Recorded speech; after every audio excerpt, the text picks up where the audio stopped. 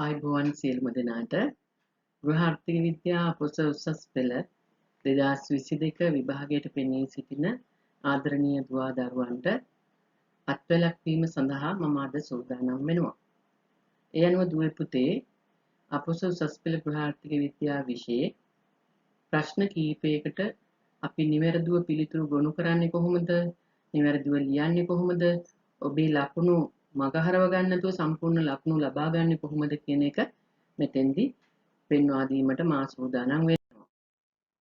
ඉතින් දුවේ පුතේ ඔබට මම කලිනුත් දැනුවත් කර ඇති පරිදි මම කෙටියෙන් මේ ගැන දැනුවත් කරන්න සූදානම් අද දවසේ අපේ ගෘහ ආර්ථික විද්‍යා විෂයේ ප්‍රශ්න පත්‍ර විභාගය ගත්තොත් පළවෙනි ප්‍රශ්නයට කෙටි ප්‍රශ්න 5ක් සහිතව ප්‍රශ්න 50කින් යුක්ත පැය දෙකක කාලයකින් පිළිතුරු ලිවිය යුතු පේපර් එකක් තමයි ඔබට ලැබෙන්නේ. දෙවෙනි ප්‍රශ්න පත්‍රය කාලය පැය 3ක් තියෙනවා. ප්‍රශ්න පත්‍රය කියවලා ඔබට ලියන්න පහසු පිළිතුරු තෝර ගැනීම සඳහා විනාඩි 10ක කාලයක් හම්බ වෙනවා. ඒ වගේම ප්‍රශ්න පත්‍රයේ ප්‍රශ්න 8ක් තියෙනවා. පළවෙනි ප්‍රශ්නේ අනිවාර්යයි. ඒතර අනිවාර්ය ප්‍රශ්නයට ලකුණු 20ක් හම්බ වෙනවා. එකකට ප්‍රශ්නයකට ලකුණු 2 බැගින්. ඉතිරි ප්‍රශ්න 7න් ඔබ ප්‍රශ්න 5ක් තෝරා ගත යුතුයි. ඒ එක ප්‍රශ්නයකට ලකුණු 16 බැගින් ලකුණු 80ක් හම්බ වෙනවා. ඒ අනුව ඔබට දෙවෙනි ප්‍රශ්න පත්‍රයට ලකුණු 100ක් මුළු ලකුණු වශයෙන් හම්බ වෙනවා. ඒතර ඔබට ප්‍රායෝගික පරීක්ෂණය සම්බන්ධව මම කලිනුත් දැනුවත් කරලා තියෙනවා. ප්‍රායෝගික පරීක්ෂණ කොටස් දෙකකින් යුක්තයි දුවේ පුතේ. 2021 වර්ෂයේදී විභාග අයදුම්පත ආපු වෙලාවේ අපේ දුවා දරුවෝ වගේම ගුරුවරු මේ A හා B කියන කොටස් දෙක ගැන පොඩි ගැටලුවකට මුහුණ දුන්නා කියලා දැනගන්න ලැබුණා. ඒ අනුව ඔබ දැනගත යුතුයි දුවේ පුතේ ප්‍රායෝගික පරීක්ෂණයේ කොටස් දෙක A කියන්නේ මොකද්ද B කියන්නේ මොකද්ද කියලා හොඳ අවබෝධයකින් ඉන්න ඕන. ප්‍රායෝගික පරීක්ෂණයේ A කියන්නේ ස්පොට් පරීක්ෂණය, B කියන්නේ ආහාර සැකසීම සඳහා පැය 2කමාරකින් යුක්ත කාලයක් ලැබෙන ප්‍රායෝගික ක්‍රියාකාරකම.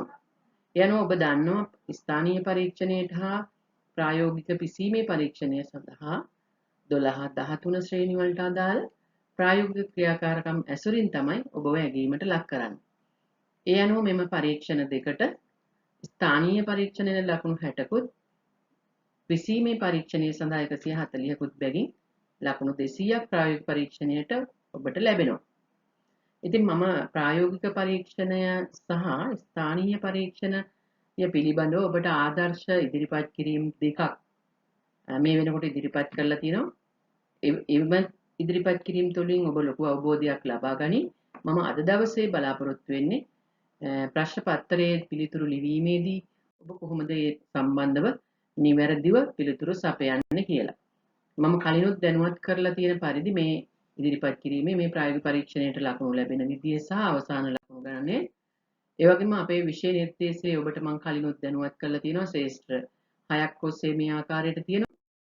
ඒ වගේම අපි අද දවසේ සූදානම් වෙනවා දුවේ පුතේ ගෘහ ආර්ථික විද්‍යා ප්‍රශ්න පත්‍රයේ ප්‍රශ්න දෙවෙනි පේපර් එක ගත්තොත් දෙවෙනි පේපර් එකේ ප්‍රශ්න 8ක් තියෙනවා.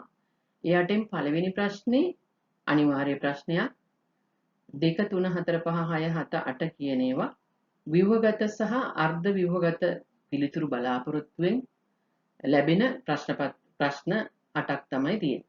එතනනොත් 8 වෙනි ප්‍රශ්නේ බොහෝ දුරට ඔබට ලැබෙන්නේ කෙටි සටහන් ලිවීම සම්බන්ධව.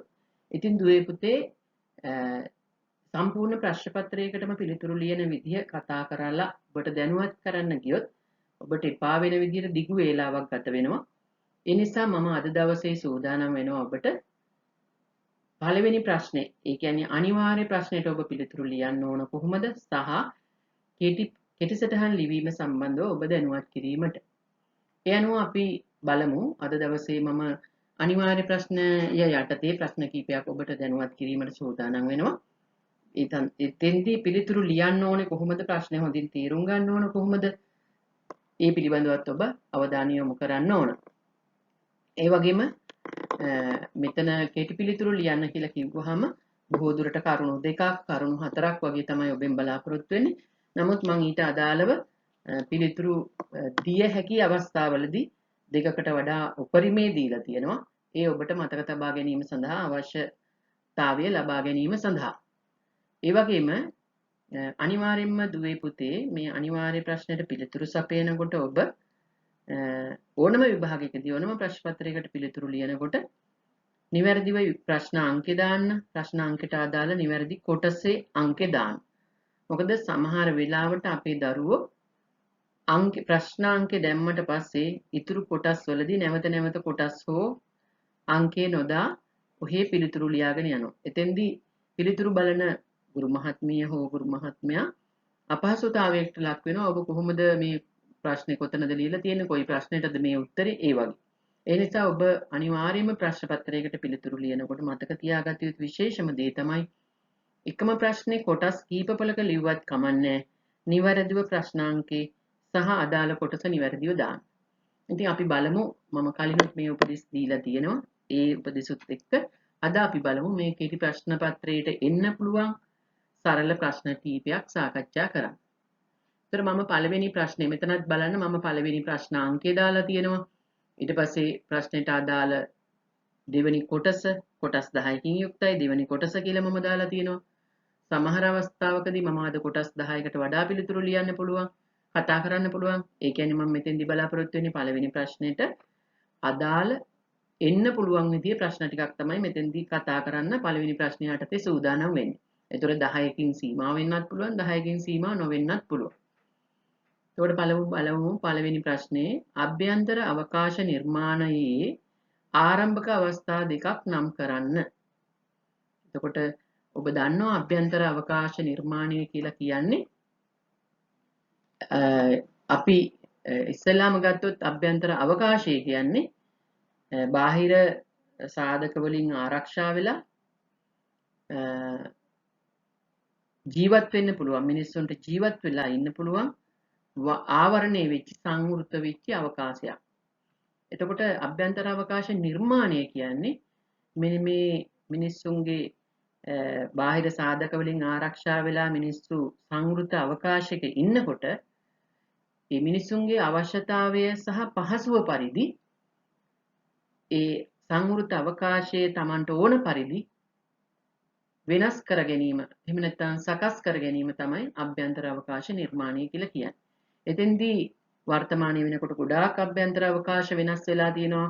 මිනිස්සුන්ගේ ආර්ථික මට්ටම අවශ්‍යතාවය ඒ වගේ කාරණා මත.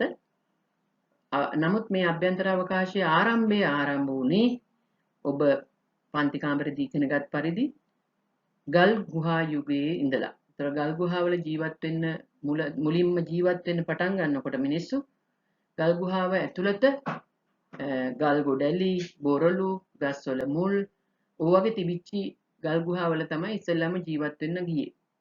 එතෙන්දී Tamanට වැතිරිලා ඉන්න පහසු වෙන විදිහට බිම උපමට්ටම් කරලා එහෙම නැත්නම් මට්ටම් කරලා අර උස් පහත් වෙච්ච තැන් සකස් කරලා උපමට්ටම් කරලා තනිතලාවක් බවට පත් කර ගැනීම උන්න පළවෙනිම අභ්‍යන්තර අවකාශ නිර්මාණය. ඒගොල්ලන්ගේ අවශ්‍යතාවයේ පරිදි එයාලගේ පහසුව සඳහා ඔන්න අභ්‍යන්තර අවකාශය ආරම්භ කරා බිම සමතලා කරලා අවශ්‍ය පරිදි උපමට්ටම් කරගන්න. ඊට පස්සේ වර්ෂාව කාලයට ගල් ගුහාව ඇතුළට වතුර එනවා. එතකොට ඒක යාලට පීඩාවක්. ඒ නිසා ඒ වතුර එන එකෙන් ආරක්ෂා වෙලා වැස්සෙන් ආරක්ෂා වෙලා ඉන්න අවශ්‍යතාවය අනුව ඒගොල්ලෝ වැහි වතුර ගල් ගුහාව ඇතුළට එන එක වළක්වන්න ගල් ගුහාව මුදුනින් කටාරම් කපලා ඒ වතුර බිමට ගලාගෙන යන්න සකස් කරලා තියෙනවා. ඒ කාලේ තාක්ෂණයේ අනුව ලොකු ජයග්‍රහණයක් තමයි එම අවස්ථාවත්. ඔබ දකින්න ඇති අනුරාධපුර පොළොන්නරු වගේ ගමන් බිමන් යාමේදී ඒ සිද්ධාස්ථානවල වගේම ගල් ගුහා ආසන්නයේ තියෙන සිද්ධාස්ථානවලදී මේ කටාරම් කපපු අවස්ථා ඕනතරම් ඔබ දැක ඇති. එතකොට පළවෙනි ප්‍රශ්නේ අභ්‍යන්තර අවකාශ නිර්මාණයේ ආරම්භක අවස්ථා දෙක තමයි ගල් ගුහා මුදුනේහි කටාරම් කැපීම සහ ගල් ගුහා ඇතුළත බිම උපමට්ටම් කර සුමට කිරීම. ඒතර දෙවෙනි ප්‍රශ්නේ බලමු. නිර්මාණකරණයේදී භූදර්ශන නිර්මාණය සඳහා යොදාගත හැකි උපාංග. නිර්මාණකරණයේදී ඒ කියන්නේ අලංකරණයේදී ගෘහ නිර්මාණකරණයේදී අපේ බාහිර පරිසරය භූදර්ශනය එහෙම නැත්නම් ගෙවත්ත අපේ ගොඩනැගිල්ලකින් බාහිර ප්‍රදේශය බාහිර ඉඩකඩ අලංකාර කිරීම සඳහා යොදා ගන්න පුළුවන් උපාංග කිව්වම අපි ගෘහ අභ්‍යන්තර උපාංග ගැනත් කතා කරනවා. මෙතෙන්දි කතා කරන්නේ නිවසින් බාහිර අලංකරණය සඳහා යොදා ගන්න පුළුවන් භූමිය ආකර්ෂණීය වෙන විදිහට සකස් කරගන්න පුළුවන් උපාංග. එතකොට ඒවට උදාහරණ ගොඩාක් තියෙනවා. ඔබෙන් ගොඩක් දුරට මේ උත්තර 4ක් වගේ අහන්න පුළුවන් මේක සරල ප්‍රශ්නයක් නිසා. එතකොට ඔන්චිල්ලා විවිධ විදිහේ ඔන්චිල්ලාවල් තියෙනවා. ඊළඟට දිය පොකුණු, ඊළඟට විවිධ ප්‍රතිමා ආකෘති, දියඇලි, වතුරමල්, ඒ වගේම මේස, පුටු, බංකු වගේ ආසන, ඊළඟට ආරුක්කු, පාලම්, මේ ආරුක්කු වල මල් වගා කරලා අලංකාර කරන්න පුළුවන් විදිහට නිර්මාණය කරලා තියෙනවා.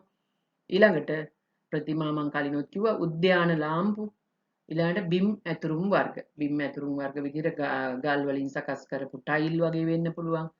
බිම වවන තනකොළ වෙන්න පුළුවන්. විවිධ ආකාරයේ බිම් ඇතුරුම් වර්ග තියෙනවා. ඒතර දුව පුතේ අපි කෙටි ප්‍රශ්නය යටතේ එන ප්‍රශ්න දෙකක් කතා කරා. දැන් පළවෙනි ප්‍රශ්නේ නම් අනිවාර්යයෙන්ම කෙටි පිළිතුරු මේකට අවස්ථා දෙකක් කිව්වම දෙකම තමයි තියෙන්නේ මුල්ම ආරම්භක අවස්ථාවේ. පසු කාලීනව වෙනකොට ගොඩක් වර්ධනය වෙලා තියෙනවා. ඒතර මේ දෙවෙනි ප්‍රශ්නෙට ඕන තරම් උත්තර තියෙනවා. ඔබට හිතා බලලා ලියන්න පුළුවන්. නමුත් මම සරල ප්‍රශ්නයක් ආරම්භ කරන අවස්ථාවේ ඇතුළත් කරලා තියෙනවා. ඊළඟට අපි බලමු ස්වභාවික ආලෝකය හා වාතාශ්‍රය ලබා ගැනීමෙන් මිනිස්සුන්ට එහෙම නැත්නම් අපට තියෙන ප්‍රයෝජන. නිවසකට ස්වභාවික ආලෝකය හා වාතාශ්‍රය ලබා ගැනීමෙන් තියෙන ප්‍රයෝජන. විශේෂයෙන් ඔබ මුළුතැන්ගෙයි ගැන අපි පාඩමක් වෙනමම තියෙනවා 5 වෙනි නිපුණතාවයේ යටතේ. එතෙන්දි මුළුතැන්ගෙයි සෞඛ්‍ය ආරක්ෂිත බව ගැන ඒ වගේම උයන පිහන අයගේ සෞඛ්‍ය ආරක්ෂාව ගැන අපි වැඩිදුර සාකච්ඡා කරනවා 5.1 නිපුණතාවයේ යටතේ 12 ශ්‍රේණියේදී. එතකොට ඒ අනුව මේ මුළුතැන්ගෙයි පරිසරයේ අභ්‍යන්තර පරිසරයේ පිරිසුදුභාවය ආරක්ෂා කරගන්න මේ වාතාශ්‍රය හා ආලෝකය අනිවාර්යෙන් අවශ්‍යයි. අපි වැඩි වශයෙන්ම මුළුතැන්ගෙයි සිංක් එක ආසන්නයේ ජනේලයක් සකස් කරන්න ඕන කියන එක තමයි අපේ අදහස. අපි දැනුවත් වෙන්න ඕන. එතකොට නිතරම සිංක් එක තෙත වෙනවා, වතුර ගෑවෙනවා, එළවලු මස් මාළු කපනවා, හොදනවා. එතකොට නිතරම කිලුටු වෙන තැන. ඒ වගේම නිතරම තෙත් බවකින් තියෙන තැන. ඉතින් ඒ වගේ ස්ථානක නිතරම වේලිලා තිබුණොත් තමයි පවිත්‍රතාවයට හේතු වෙන්නේ. ඒ නිසා ජනේලය ආසන්නයේ තමයි අපි මුළුතැන්ගේ ප්ලෑන් කරනකොට සැලසුම් කරනකොට සිංක් එක සකස් කරන්න ඕන ජනේලය ආසන්නයේ. ඒ අනුව මුළුතැන්ගේ මේ සුත්‍ර ජීවීන්ගෙන් එහෙම නැත්නම් තෙත් භාවයකින් තොරව පිරිසිදුව වියලිව තබා ගන්නත් මේ වාතාශ්‍රය වගේම ආලෝකයක් අවශ්‍ය වෙනවා. ඒ වගේම අපි වැඩ කරන අයගේ පෞද්ගලික සෞඛ්‍ය ආරක්ෂාව වෙනවා වගේම අපේ සෞඛ්‍යයට අපේ නිරෝගී භාවයට හේතුවක් වෙනවා. මොකද අපි අපහසුතාවයකින් දාඩිය පෙරාගෙන හිසේ කැක්කුම් හදාගෙන වැඩ කරන්න ගියොත් ඒක අපිට සෞඛ්‍යයට හිත නැහැ. ඉතින් හොඳ ආලෝකයක් ලැබෙනකොට අපිට වැඩ කරන්න පහසුයි වගේම ඉක්මනින් වැඩ කරගන්න පුළුවන්. ඒ වගේම හොඳ වාතාශ්‍රයක් ලැබෙනකොට අපිට වැඩ කරාට දාඩිය දාන්නේ වෙහෙස දැනෙන්නේ නිදහසේ වැඩ කරන්න සෞඛ්‍ය ආරක්ෂා වෙලා තියෙනවා. ඒ නිසා පෞද්ගලික සෞඛ්‍යයට හේතු වෙනවා මේ ආලෝකය හා වාතාශ්‍රය නිවසට ලැබීම තුලින් විශේෂයෙන් මුළුතැන්ගේට ඒ වගේම මුළු ගෙදරම ගත්තොත් අපිට කාමරයකට වුණත් විසිත කාමරයේ වුණත් කොතනක වුණත් ආලෝකයක් හා වාතාශ්‍රයක් නැතුව ඉන්න අමාරුයි. අපි ෆෑන් දාන්න උත්සාහ කරන්නේ වාතාශ්‍රය නැත්තම් එන්නේ නැත්තම්. ඒ වගේම අපිට ආලෝකය නැති වුණොත් වැඩ කරන්න කොහොමත් අමාරුයි. එතකොට නිවසියන්ගේ හොඳ යහපත් සෞඛ්‍යයටත් හේතු වෙනවා මේ ආලෝකය හා වාතාශ්‍රය සතුටින් වැඩ කරන්න වගේම හොඳ කාය ශක්තියකින් නිරෝගීව වැඩ කරන්න. ඒ වගේම නිවස තුල වැඩ කිරීමේ පහසුව අනිවාර්යයෙන්ම ආලෝකයේ වාතාශ්‍රය තියෙනකොට අපි සෞඛ්‍ය සම්පන්නව ඉන්නවා වගේ ඒ විදිහට අපිට පහසුවෙන් වැඩ කරන්න හැකියාවක් ලැබෙනවා. ඒ වගේම පිරිසුදු වාතාශ්‍රය නිවස තුලට ලැබෙනවා. මේ වාතාශ්‍රය තුලින් නිතරම ඇතුළත වාතාශ්‍රය උණුසුම් වෙනකොට ඒව පිට වෙලා යනවා වගේම පිටතින් සිසිල් වාතාශ්‍රය ඇතුළට එනවා. එතකොට හොඳ පිරිසුදු බවක් මේ වාතාශ්‍රය හුවමාරු වීමෙන් සංසරණය වීමෙන් හොඳ පිරිසුදු වාතාශ්‍රයක් නිවස තුළට ලැබෙනවා. ඒ වගේම කෘත්‍රිම ආලෝකය හා වාතාශ්‍රය සඳහා වැය වෙන පිරිවැය ඉතිරි වෙනවා. අපිට දාඩිය දානවා නම් අපි ෆෑන් එකක් දානවා. අපිට අඳුරුයි නම් අපේ කාමරයක් වැඩ කරන තැනක් අපි ලයිට් එකක් දානවා. එතකොට මොකද වෙන්නේ? කෘත්‍රිම ආලෝකය සඳහා අපේ වැය වෙන විදුලි ඒකක ප්‍රමාණය වැඩි වෙනවා. එතකොට අපේ ලයිට් බිල වැඩි වෙනවා. නමුත් මේ ස්වභාවික ආලෝකයේ වාතාශ්‍රය ලැබෙන විදිහට අපේ ගෙවල් සැලසුම් වෙලා තියෙනවනම් ඒ වගේම සැලසුම් වෙලා තියෙන ගෙවල් වල බොහෝ දුරට ජනෙල් වහලා තියෙනවා සමහර ගෙවල් වල. එහෙම කර්ටන් වලින් වැහිලා තියෙනවා විශාල කර්ටන් දාලා. ඒ ලස්සනට වඩා නිවසේ හොඳ පිරිසුදු වාතාශ්‍රය ලැබීම තුළින් නිවසියන්ට හොඳ සෞඛ්‍යවත් වෙන්න හේතු වෙනවා. ඒ නිසා ජනෙල් ඇරලා දොරවල් ඇරලා හොඳ ආලෝකයේ වාතාශ්‍රය නිවසට ලැබීම තුළින් අපිට කෘත්‍රිම ආලෝකය හා වාතාශ්‍රය වෙනුවෙන් වැය වෙන පිරිවැය මුදල ඉතිරි කරගන්න පුළුවන්. ඒ වගේම ඉක්මනින් වෙහෙස දැනෙන්නේ නැහැ. මම කලිනුත් කිව්වා අපිට ෆෑන් එකක් මේ කින් තොරව වාතාශ්‍රය පිරිසුදු වාතාශ්‍රය නිවස තුළට එන්නේ නැත්නම් අපිට වෙහෙස දැනෙනවා, දාඩිය දානවා අමාරුයි. එතකොට වෙහෙස දැනීම අඩු වෙන හේතුවෙන් වැඩ පහසුවෙන් කරගන්න උදව් වෙනවා. ඒ අනුව ස්වභාවික ආලෝකය හා වාතාශ්‍රය නිවසකට ලැබීමෙන් ප්‍රයෝජන ගොඩක් තියෙනවා. බොහෝ දුරට කරුණු දෙකක් වගේ තමයි මේ වගේ ප්‍රශ්නවලදී ඔබෙන් අහන්නේ. අපි 4වෙනි ප්‍රශ්න විදිහට බලමු. නිර්මාණකරණයේදී ක්‍රියානුරූපී බව යන්න පැහැදිලි කර එහි අවස්ථා දෙකක් නැත්නම් අවස්ථා නම් කරන්න. මේකෙන්දී අවස්ථා දෙකක් ලිව්වත් ඔබට ලකුණු හම්බ වෙනවා මේ වගේ ප්‍රශ්නයකදී. ඒතර නිර්මාණකරණයේ ක්‍රියානුරූපී බව ඔබ ඉගෙනගෙන ඇති නිර්මාණකරණයේ නිපුණතා මට්ටම් කීපයක් ඔස්සේ ඉගෙන ගන්නකොට මේ පාඩම්. ඒතර නිර්මාණකරණයේදී නිර්මාණය ඇතුළත සිදුවිය යුතු යම්කිසි කාර්යයක් අපි බලාපොරොත්තු වෙන අපි අපේක්ෂිත වෙන ආකාරයට ඒ වැඩේ සිද්ධ වෙන්න හැකියාව තියෙනවනම් ඒ කාර්ය කරන්න වඩාත් කාර්යක්ෂමව හා හොඳින් සුමටව ඉටු කරන්න හැකි ආකාරයට සකස් වෙලා තියෙනවා නම් යම්කිසි ස්ථානයක් යම්කිසි ඒකකයක් අපි එතනින් කියනවා ක්‍රියානුරූපී බව ඔප්පු වෙලා තියෙනවා කියලා. ඒ කියන්නේ යම් දෙයකින් අපි බලාපොරොත්තු වෙන කාර්යය හරියටම පහසුවෙන් ඉක්මනින් අපිට මේ වැඩේ කරගන්න පුළුවන් විදියට එතන ගොඩ නැගිලා තියෙනවා නම් අන්න ඒක තමයි ක්‍රියානුරූපී බව කියලා කියන්නේ. මෙතෙන්දි මතක් කරන්න ඕන ගෘහ අභ්‍යන්තර නිර්මාණය කරන්නේදී ඊළඟට ගොඩනැගිලි නිර්මාණකරණයේදී ක්‍රියානුරූපී බව තමයි මෙතෙන්දි වැඩි වශයෙන් සැලකන්නේ. නමුත් ඊට අමතරව අපිට ගෘහ අභ්‍යන්තර අලංකරණයේදී බොහෝ උපාංග පාවිච්චි කරනවා අපි. අලංකරණයේදී වගේම වැඩ පහසු කර ගැනීම සඳහා.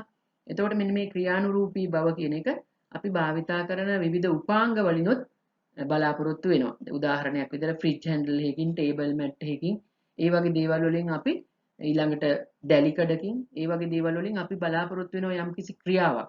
ඒ ක්‍රියාව හරියටම ඉෂ්ට වෙන පරිදි ඒ උපාංග සකස් වෙලා තියෙනවා නම් අන්න ඒක ක්‍රියානුරූපී බවින් යුක්ත උපාංගයක් කියලා කියන්න පුළුවන්. ඒතකොට මෙතන නිර්මාණකරණයේදී ක්‍රියානුරූපී බව කියන එක නැවත අපි කතා කරොත් ගෘහ නිර්මාණයේදී යම්කිසි තැනකින් යම්කිසි ස්ථානයකින් යම්කිසි කාමරයකින් යම්කිසි ඒකකයකින් අපි බලාපොරොත්තු වන කාර්ය වඩාත් හොඳට වඩාත් අපි බලාපොරොත්තු වෙන ආකාරයට ඉහළින්ම ඒ වගේම ඉක්මනින් කරගන්න පුළුවන් විදිහට එතන සකස් වෙලා තියෙනවා නම් අන්න එතන ක්‍රියානුරූපී බවින් යුක්තයි කියලා කියන්න පුළුවන්. ඒතර ක්‍රියානුරූපී බව ඇති කරන්න කරුණු දැන් මෙතන අහලා තිනවා ඒ පැහැදිලි කරලා ඒකේ අවස්ථා දෙකක්. ඒතර ක්‍රියානුරූපී බව ලබා ගන්න අවස්ථා තුනක් ඔබේ පාඩම් වලදී ඔබට ඉදිරිපත් කරලා තියෙනවා.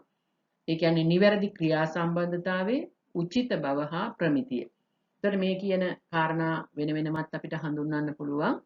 නිවැරදි ක්‍රියා සම්බන්ධතාවය කියන එකට ඔබ 11 පන්තියේදී 11 ශ්‍රේණියේදී වගේ පන්තිවලදී ඉගෙනගෙන ඇති රාශීකරණය කියලා වචනකිනුත් නිවැරදි ක්‍රියා සම්බන්ධතාවය කියලා කියන්නේ යම්කිසි අපි ගෘහ කාමර ගත්තොත්, ගෙදරක කාමර ගත්තොත් එකිනෙකට සම්බන්ධතාවයක් තියෙන කාමර එක ආසන්නයේ පිහිටලා තියෙනවා නම් ඒ කාමර තුනෙන් ඒකාබද්ධව කරගන්න වැඩ පහසුවෙන් හා ඉක්මනින් කරගන්න පුළුවන්. අන්න නිවැරදි ක්‍රියා සම්බන්ධතාවයක් තියෙන විදිහට ඒවා ඒකාබද්ධ කරලා සම්බන්ධ වෙන විදිහට ලංව පිහිටලා තියෙනවා නම් අපි කියනවා එතන නිවැරදි ක්‍රියා සම්බන්ධතාවයක් කියලා. උදාහරණයක් ගත්තොත් අපි මුළුතැන්ගය, කෑම කාමරය එක ළඟ තිබුණොත්, ඒ වගේම නාන කාමරය, නිදන කාමරය එක ළඟ තිබුණොත්, විසිට කාමරය, කෑම කාමරය එක ආසන්නයේ තිබුණොත්, අන්න ඒ වගේ අවස්ථාවලදී අපිට වැඩ පහසු වෙනවා. ඉක්මනින් කරගෙන යන්න ලැබෙනවා. කාලය අඩුවෙන් ඉක්මනින් කරගන්න පුළුවන්. එතකොට එතන හොඳ නිවැරදි ක්‍රියා සම්බන්ධතාවයක් තියෙනවා කියලා අපි කියනවා. ඒ වගේම උචිත බව. ඊළඟට ප්‍රමිතිය. උචිත බව කියන්නේ ඒ තැනට ගැළපෙන බව. නොගැලපෙන දේවල් නැතුව තැනට ගැලපෙන විදිහට ඒව භාවිතා කරලා තියෙනවා නම් ඒ ක්‍රියානුරූපී භාවය ඉෂ්ට කරගන්න ඒ දේවල් වල පිහිටීම උචිත විදිහට ඒවා නිර්මාණය වෙලා තියෙනවා නම් සකස් වෙලා තියෙනවා නම් එතනිනුත් අර ක්‍රියානුරූපී භාවය ලබා ගන්න හැකියාව ලැබෙනවා. ඒ වගේම ප්‍රමිතිය. උදාහරණයක් විදිහට ගත්තොත් අපි ප්‍රමිතිය ගැන කතා කරනකොට කුස්සියේ වැඩ කරන ගොඩක් ගෘහණියෝ තමන්ගේ උසේ මට්ටමට තමයි පැන්ට්‍රි කබඩ් එක තියෙන්න ඕන. පැන්ට්‍රි කබඩ් සකස් කරලා තියෙන්න ඕන. බිත්ති කබඩ් තියෙනවා නම් තමන්ට අත උස්සලා ගන්න පුළුවන් මට්ටමින් තියෙන්න ඕන. එහෙම නැතුව ගෙදර ගෘහ මූලිකයට ඕන විදිහටවත් මේසන් බාසුන් හැට වඩු බාසුන් හැට ඕන මට්ටමින්වත් නෙවෙයි පැන්ට්‍රි කබඩ් සකස් කරන්න ඕන. වැඩිපුර වැඩ කරන ගෘහණියගේ උසේ මට්ටමට. ඒ වගේ බිත්ති කබඩ් වල තියෙන බඩු පහසුවෙන් ගන්න පුළුවන් විදිහට ඒ කබඩ් සකස් වෙලා තියෙන්න ඕනේ. උදාහරණ කීපයක් මම මේ කිව්වේ ප්‍රමිතිය. ඒ වගේ. ඊළඟට අපි බලමු තවත් ප්‍රශ්නයක්. එතකොට නිර්මාණකරණයේදී ක්‍රියානුරූපී බව කියලා කියන්නේ යම්කිසි කාර්යයක් සාර්ථකව ඉක්මනින් පහසුවෙන් කරගන්න අවශ්‍ය පරිදි සකස් වෙලා තියෙනවා නම් යම්කිසි ස්ථානයක් හෝ උපකරණයක් එතන ක්‍රියානුරූපී භාවය තියෙනවා කියලා. එතකොට ක්‍රියානුරූපී භාවය ඇති කරන්න පුළුවන් අවස්ථා තුනක් තමයි නිවැරදි ක්‍රියා සම්බන්ධතාවයේ උචිත බව ප්‍රමිතිය කියන අවස්ථා. ඒ වගේ ක්‍රමවේද යොදාගත්තාම නිවැරදිව ක්‍රියානුරූපී භාවය වඩාත් හොඳින් සම්පූර්ණ වෙනවා කියලා කියන්න පුළුවන්. ඊළඟට අපි බලමු තව ප්‍රශ්නයක්. බාහිර අවකාශ නිර්මාණයේදී සැලකිය යුතු කරුණු දෙකක් නම් කරන්න. මම කලිනුත් බාහිර අලංකරණය ගැන කතා කරා භූදර්ශන නිර්මාණයේ ප්‍රශ්නේදී. බාහිර අවකාශ නිර්මාණයේදී සැලකිය යුතු කරුණු දෙකක්. එතකොට බාහිර අවකාශය කියන එක අපි පොඩ්ඩක් කතා කරොත් මේ විස්තර ලියන්න ඕනේ නැහැ ඔබ විභාගෙට ලියනකොට. නමුත් ඔබේ දැන ගැනීම සඳහායි මම මේම ලිව්වේ. මෙතන අහන්නේ කරුණු දෙකක් නිසා වැඩි විස්තර ඕනේ නැහැ. කරුණු දෙක විතරයි උත්තරේට ලියන්න ඕන. නමුත් ඔබව දැනුවත් කරන්න ඕන නිසා මම මේ වැඩි විස්තර ඇතුළත් කරලා තියෙනවා. බාහිර අවකාශ නිර්මාණය කියලා කියන්නේ ගොඩනැගිල්ල පිහිටි ප්‍රදේශයේ විවිධ ලක්ෂණ පිළිබඳව පැහැදිලි අවබෝධයක් ලබාගෙන ඒ කියන්නේ අපේ නිවසක් නම් නිවස පිහිටි ප්‍රදේශයේ ඒ අදාළ විවිධ ලක්ෂණ පිළිබඳව අවබෝධයක් ලබාගෙන ඒවා නිසි පරිදි අපිට අවශ්‍ය විදියට හසුරුව ගනිමින් නිර්මාණය කිරීම එහෙම නැත්නම් නිර්මාණයේ යෙදීම තමයි බාහිර අවකාශ නිර්මාණය කියලා කියන්නේ.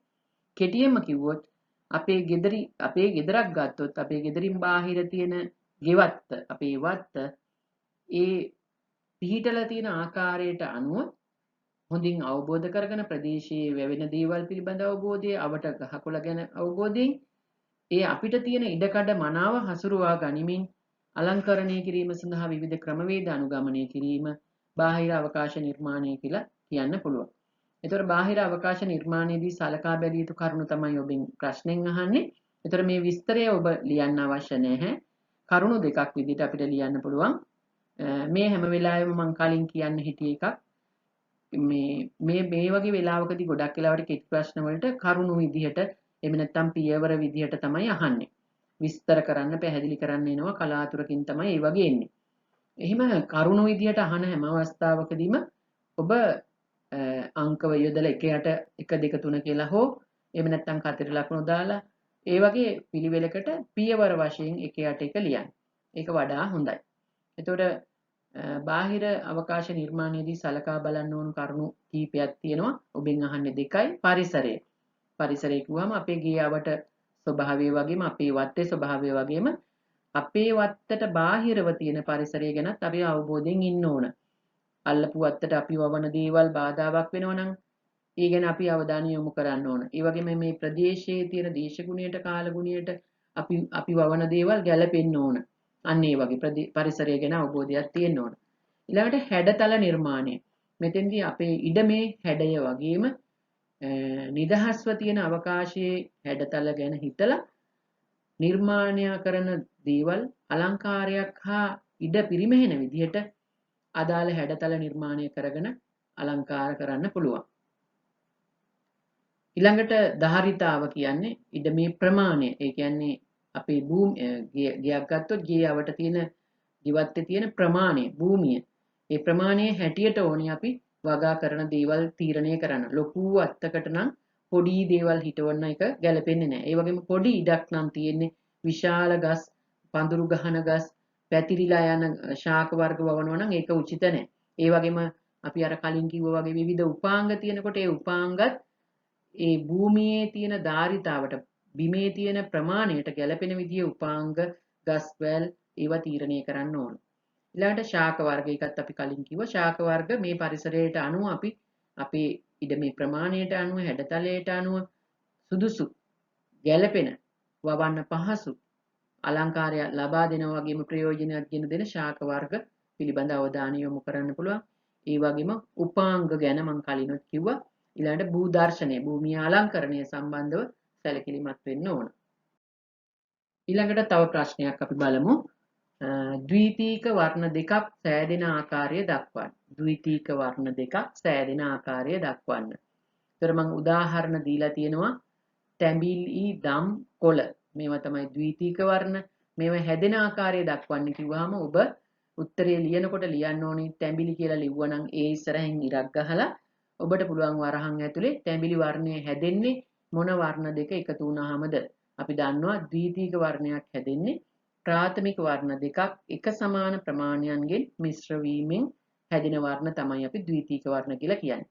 ඒතර තැඹිලි හැදෙන්නේ රතු එකතු කිරීමක අපි ආදර්ශයක් නිදර්ශකයක් වගේ දෙනවා නම් එක සමාන ප්‍රමාණ වලින් මේක දක්වන්න ඕන. නමුත් පිළිතුරු ලියනකොට වචනෙන් ලියන නිසා තැඹිලි කියලා ලිව්වා ඉරි කැලක් ගැහුවා වරහන් ඇතුලේ රතු එකතු කිරීම කහ කියලා ලිව්වනම් හරි. ඊළඟට දම් කියන්නේ ද්විතීක වර්ණයක්. දම් හැදෙන්නේ නිල් සහ රතු එකතු කිරීමෙන්. කොළ වර්ණයේ ද්විතීක වර්ණයක්. කොළ වර්ණය හැදෙන්නේ කහ එකතු කිරීම නිල්. එතකොට මේ ප්‍රශ්නේ හරි ලේසි. ඊට වඩා ගැඹුරු ප්‍රශ්න එන්න පුළුවන්. අපි ඉස්සරහදී ඒවත් කතා කරනවා. එතකොට තව ප්‍රශ්නයක් 7 වෙනි ප්‍රශ්නේ කැල්සියම් ඌනතාවය නිසා ඇතිවන ඌනතා රෝග අවස්ථා දෙකක් දක්වන්න. ඔබට 10 11 12 කියන හැම 12 කියන හැම පන්ති තුනේදීම මේ පිළිබඳව අඩු වැඩි වශයෙන් අවබෝධයක් ලබාගෙන ඇති. කැල්සියම් කියන khනිජ ලවණය ඌන වුණාම අඩු වුණාම ඇතිවන තත්වයන් රෝග අවස්ථා තමයි අහන්නේ. එතකොට අපි ඉගෙන ගන්න ඕන පුතේ දුවේ කැල්සියම් ඌනතාවය අපේ ජීවිතයේ අවදීන් අනුව එහෙම නැත්නම් අවස්ථා අනුව වයස අනුව තුන් ආකාරයකට බලපානවා. ඒතර මුල්ම පළවෙනි අවස්ථාව තමයි ළමාවිය. මේ ළමාවියේදී සාමාන්‍යයෙන් අවුරුදු 7න් 8න් වගේ පහළ ළමයින්ට කැල්සියම් ඌනතාවය හැදුනොත් සාමාන්‍යයෙන් බොහෝ දුරට අවුරුදු 5න් පහළ කියන්නත් පුළුවන්. මේ වගේ වයස්වල ළමයින්ට කැල්සියම් ඌනතාවය හැදෙන එක අපි හඳුන්වනවා අස්ථි විකෘතිතාවය එහෙම නැත්නම් අස්ථි විකෘති රෝගය එහෙම නැත්නම් රිකට්සියාව කියලා. මතක තියාගත යුතු වැදගත්ම දෙයක් තමයි මේ අවස්ථා තුනක් තියෙනවා කියලා මම කලින් කිව්වා කැල්සියම් ඌනතාවයේ ප්‍රධාන රෝග අවස්ථා තුනක් තියෙනවා. මේ අවස්ථා තුනටම නම් දෙක ගානේ තියෙනවා. ගොඩක් වෙලාවට කෙටි ප්‍රශ්න පත්‍රයට පිළිතුරු ලියනකොට ඔබට මේවා එන්න පුළුවන්. ඒ නිසා මේ හැම නමක්ම මතක තියාගන්න ඕනේ අවබෝධයෙන් යුක්තව. එතකොට පළවෙනි අවස්ථාව ළමාවදියේදී කැල්සියම් ඌන වුණොත් අපි හඳුන්වනවා අස්ථි විකෘතිතාවය එහෙම නැත්නම් අස්ථි විකෘති රෝගය. ඒකටම කියනවා රිකට්සියාව කියලා. ඒ වගේම යොවුන් වියේ අයට කැල්සියම් ඌනතාවය බලපෑවොත් එතෙන්දී ඇතිවන තත්ත්වය අපි හඳුන්වනවා අස්ථි මාර්ධවය හෙවත් ඔස්ටියෝමැලේෂියා කියලා. ඒ වගේම වයස්ගත වීමේදී වැඩිහිටි වයස අයට කැල්සියම් ඌනතාවය හැදුනොත් අස්ථි ශීනතාවය හෙවත් ඔස්ටියෝෆොරෝසිස් කියලා කියනවා. ඔබට මතක ඇති ඉස්සර කාලේ ටීවී එක ඇඩ් එකක් ගියා ලංකාවේ කාන්තාවන් 3 දෙනෙක් ගත්තොත් කාන්තාවන්ගෙන් 3 දෙනෙක් ගත්තොත් 3 දෙනාගෙන් එක්කෙනෙකුට අනිවාර්යෙන් වැඩිහිටි කාන්තාවන් 3 දෙනෙක් ගත්තොත් 3 දෙනෙක්ගෙන් එක්කෙනෙකුට අනිවාර්යෙන්ම ඔස්ටියෝෆොරෝසිස් හෙවත් අස්ථි ශීනතාවය තියෙනවා කියලා. එතකොට මේ රෝග පිළිබඳව අපි වෙන වෙනම විස්තර දැනගන්න ඕනේ මේ රෝගයේ ලක්ෂණ මොනවද? ඇයි මෙහෙම වෙන්නේ? ඒක වළක්වන්න නම් මොනවද කරන්න ඕනේ? ඒවා දැනගන්න ඕන. නමුත් ඒ විස්තර මේ ප්‍රශ්නෙට අදාළ වෙන්නේ නැහැ. විස්තරාත්මකව ලියන අර අර්ධ ව්‍යුහගත හා ව්‍යුහගත ප්‍රශ්න පිළිතුරු ලියනකොට බොහෝ දුරට ඒ විස්තරාත්මකව ලියන්න වෙනවා. අපි ඉදිරියේදී ඒ ගැන සාකච්ඡා කරමු. ඊළඟට අපි බලමු ශුද්‍ර කණිජ වර්ග දෙකක් දක්වන්න. ශුද්‍ර කණිජ කිව්වහම අපි පෝෂක පදාර්ථ ශුද්‍ර පෝෂක මහා පෝෂක කියලා ඉගෙන ගන්නවා ප්‍රධාන වශයෙන්. ඊට අමතරව කණිජත් නැවත ශුද්‍ර කණිජ සහ මහා කණිජ කියලා වර්ග දෙකකට බෙදෙනවා. ඒතර ශුද්‍ර කණිජ කියන්නේ අපේ ශරීරයට අඩු වශයෙන් සුළු වශයෙන් අවශ්‍ය වෙන කණිජ වර්ග. මහා කණිජ කියන්නේ වැඩි ප්‍රමාණයක් දෛනිකව ගත යුතු ප්‍රමාණය වැඩියෙන් ඒවට මහා කණිජ කියලා කියනවා. ඒතර ශුද්‍ර කණිජ වර්ගය යටතේ අපිට සාමාන්‍යයෙන් දෛනිකව අවශ්‍ය වෙන ප්‍රමාණය මෙන්න මේ කණිජ වර්ග ශුද්‍ර කණිජ වර්ග කියලා කියනවා. යකඩ, සිංක්, අයඩින්, ෆ්ලෝරයිඩ්, කොපර්, මැංගනීස්. මතක තියාගන්න ඕනේ මැග්නීසියම් කියන එක මහා කණිජයක්. මෙතන කියන්නේ මැංගනීස්. ඒ දෙක පටලව ගන්න එපා. මැංගනීස් ශුද්‍ර කණිජයක්, මැග්නීසියම් මහා කණිජය. ඊළඟට කෝබෝල්ට්, සෙලනියම්.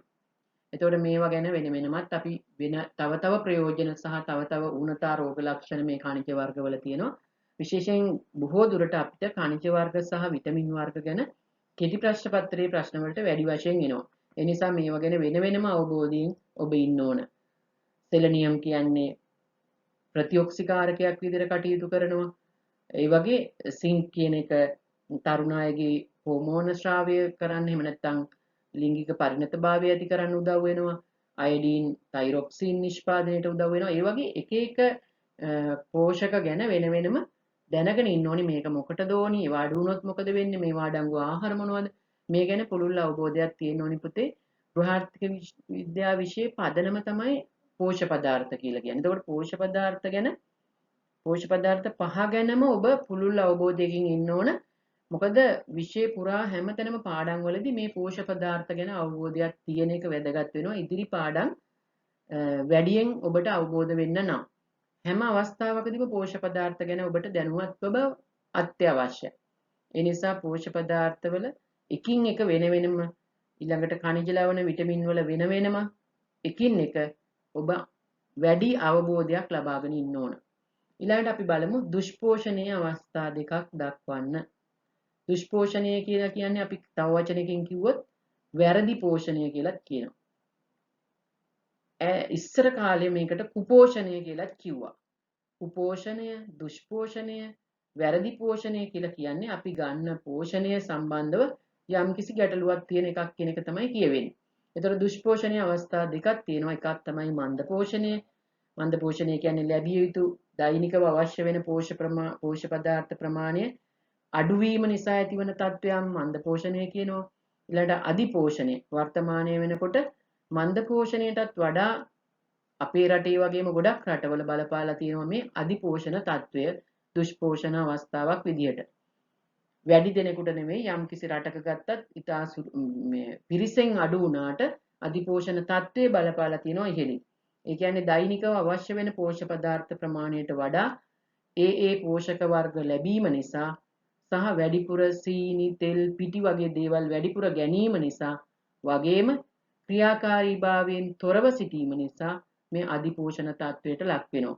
ඒ වගේම අධිපෝෂණ තත්වය ඇති වෙලා නවතින්නේ නැහැ.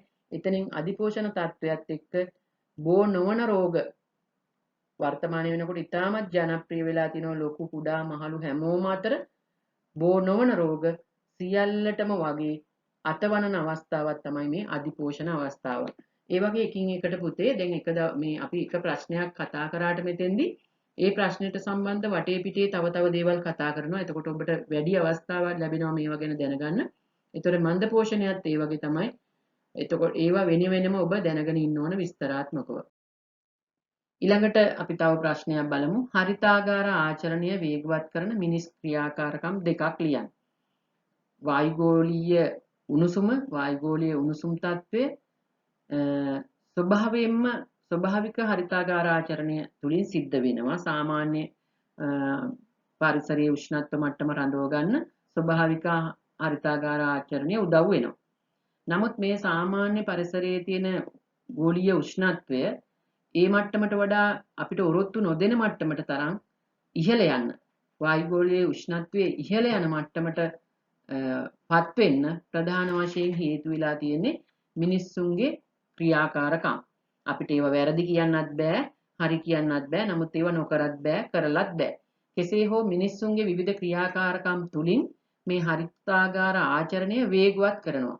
වේගවත් කරන ක්‍රියාකාරකම් සිද්ධ වෙනවා. මේ නිසා වායුගෝලීය උෂ්ණත්වය, වායුගෝලීය උණුසුම ඉහළ මට්ටමකට ගිහිල්ලා එක එක කාලවලදී මිනිස්සුන්ට ජීවත් වෙන්න අපහසු තත්වයට පවා පත් වුණා. එතකොට මේ මිනිස්සුන්ගේ ක්‍රියාකාරකම් වලින් මේවා වේගවත් වෙනවා කියන එක පෙන්වන්න කියන්න මතක් කරන්න හොඳම අවස්ථාව තමයි දුවේ පුතේ. පහුගිය කාලේ අපි මාස 6-7ක් කොවිඩ් නිසා ගෙදර හිටියේ. එතකොට කාර්යාල වැහුවා, ඔෆිස් වැහුවා, කර්මාන්ත ශාලා වැහුවා. එතකොට වාහන ප්‍රවාහනය වෙනවා අඩුයි, ගමන් කරනවා අඩුයි. එතකොට පරිසරයට මුදා හරින අර මිනිස්සු අතින් මුදා හැරෙන අහිතකර දේවල් එකපාරට මාස 7-8ක් නැවතුණා.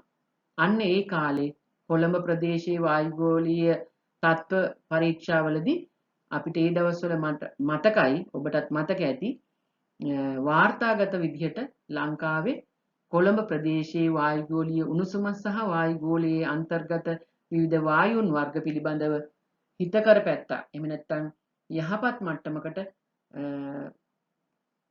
අතීතයේ ගත්තාම ලැබිච්ච පළවෙනි අවස්ථාව වගේ හඳුන්වලා දුන්නා. ඒ කියන්නේ මිනිස්සුන්ගේ අතින් තමයි මේ කියන හරිතාගාර ආචරණය වේගවත් කරන්නේ. ඒතර අපි බලමු මේ මොනවද කියලා.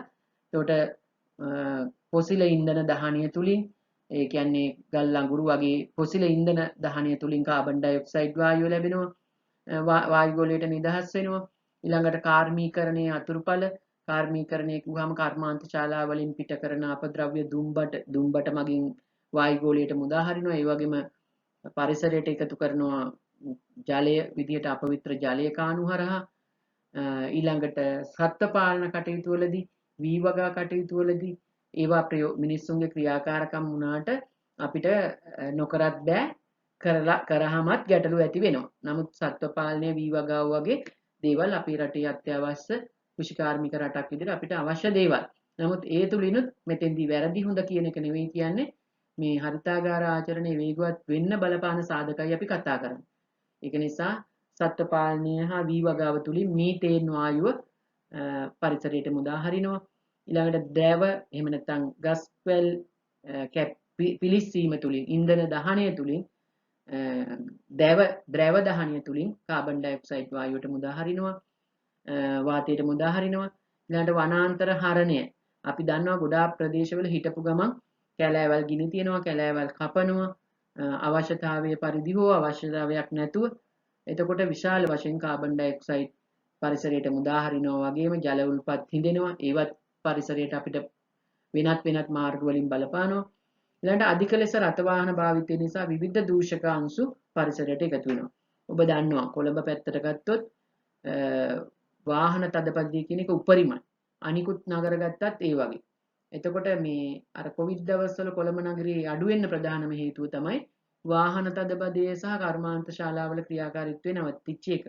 ඉතින් බලන්න ඒ අනුව ඔබ හිතන්න ඕන කොච්චර මේ වාහන අයුතුලේත භාවිතයෙන් ඒ කියන්නේ එක පුජ්‍යලයක් වෙනුවෙන් වාහන යන අවස්ථා ගොඩාක් අපි දකිනවා. එතකොට කොච්චර අනවශ්‍ය විදියට ඉන්ධන දහනය වෙනවද, අනවශ්‍ය විදියට පරිසර දූෂණය වෙනවද කියන එක වර්තමානයේට ඉතාමත් ඒක ගැටලුවක් විදියට බලපානවා. එතකොට හර්තාගාර ආචරණයට අධික රථ වාහන භාවිතයත් හේතු වෙනවා.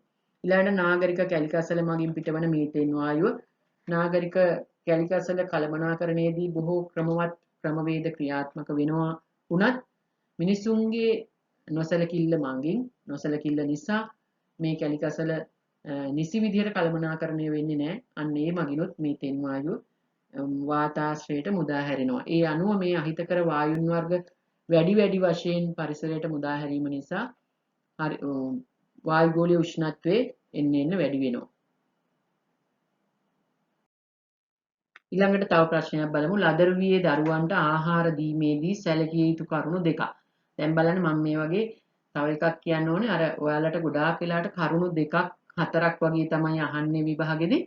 නමුත් ඔබ දන්නවනම් කරුණු තියෙනවනම් කරුණු ඊට වැඩිය ලිව්වට කමක් නැහැ. මොකද අපි ලියන කරුණු ඔක්කොම හරියන්න පුළුවන්, වැරදින්නත් පුළුවන්. ඒ නිසා වැඩිපුර එකක් දෙකක් ලිව්වට කමක් නැහැ. සමහර ප්‍රශ්නවලදී අපි පළවෙනි ප්‍රශ්නේ කතා කරපුවම මේ අභ්‍යන්තර අවකාශ නිර්මාණයේ ඇත්තටම ආරම්භක අවස්ථා දෙකයි තියෙන්නේ. ඒ දෙක විතරයි ලියන්න පුළුවන්. නමුත් දැන් මේ අවස්ථාවේදී එහෙම ආහාර දීමේදී සැලකිලිමත් වෙන්න ඕන කරුණු ඒ වගේ දැන් අර හරිතාගාර ආචරණය වේගවත් කරන සාධක ඒ වගේ දෙකක් නෙමෙයි ගොඩාක් තියෙනවනේ. ඒ නිසා මතක් වුණොත් හෝ වැඩි අවධානය යොමු කරලා දෙකක් ඇහුවොත් හතරක්වත් ලියන්න යොමු වෙන්න. ඒක ඔබේ පිළිතුරු වලට ලැබෙන ලකුණු වැඩි කරගන්න හේතුවක් වෙනවා. මොකද ඔබ ලියන හැම පිළිතුරක්ම නිවැරදි නොවි පසුව ලියන ඒවා හරි ගිහිල්ලා කලින් ලියපුවා වැරදිලා තියෙන්නත් පුළුවන්. ඒ නිසා කෙසේ හෝ නිවැරදි පිළිතුරු දෙකක් ලියලා තිබුණොත් ලකුණු හම්බ වෙනවනේ. ඒ නිසා පියවර දෙකක් අහන වෙලාවට හතරක් ලියලා තිබ්බට ගැටලුවක් වෙන්නේ නැහැ. ලකුණු හම්බ වෙන්නේ නියම ප්‍රමාණය තමයි. නමුත් හදිස්සියේ ඔබ අතින් වැරද්දක් වෙලා තිබුණොත් ඒක මගහරව ගන්න වැඩියෙන් කරුණු ලියලා තියෙන එක හොඳයි. එතකොට අපි බලමු ලදරුවියේ දරුවන්ට ආහාර දීමේදී සලකන්න ඕන කරුණු. ඔබ දන්නවා මාස 6ක් යනකම් දරුවෙක් බිහි වෙලා මාස 6ක් යනකම් මව් කිරි විතරයි දෙන්නේ.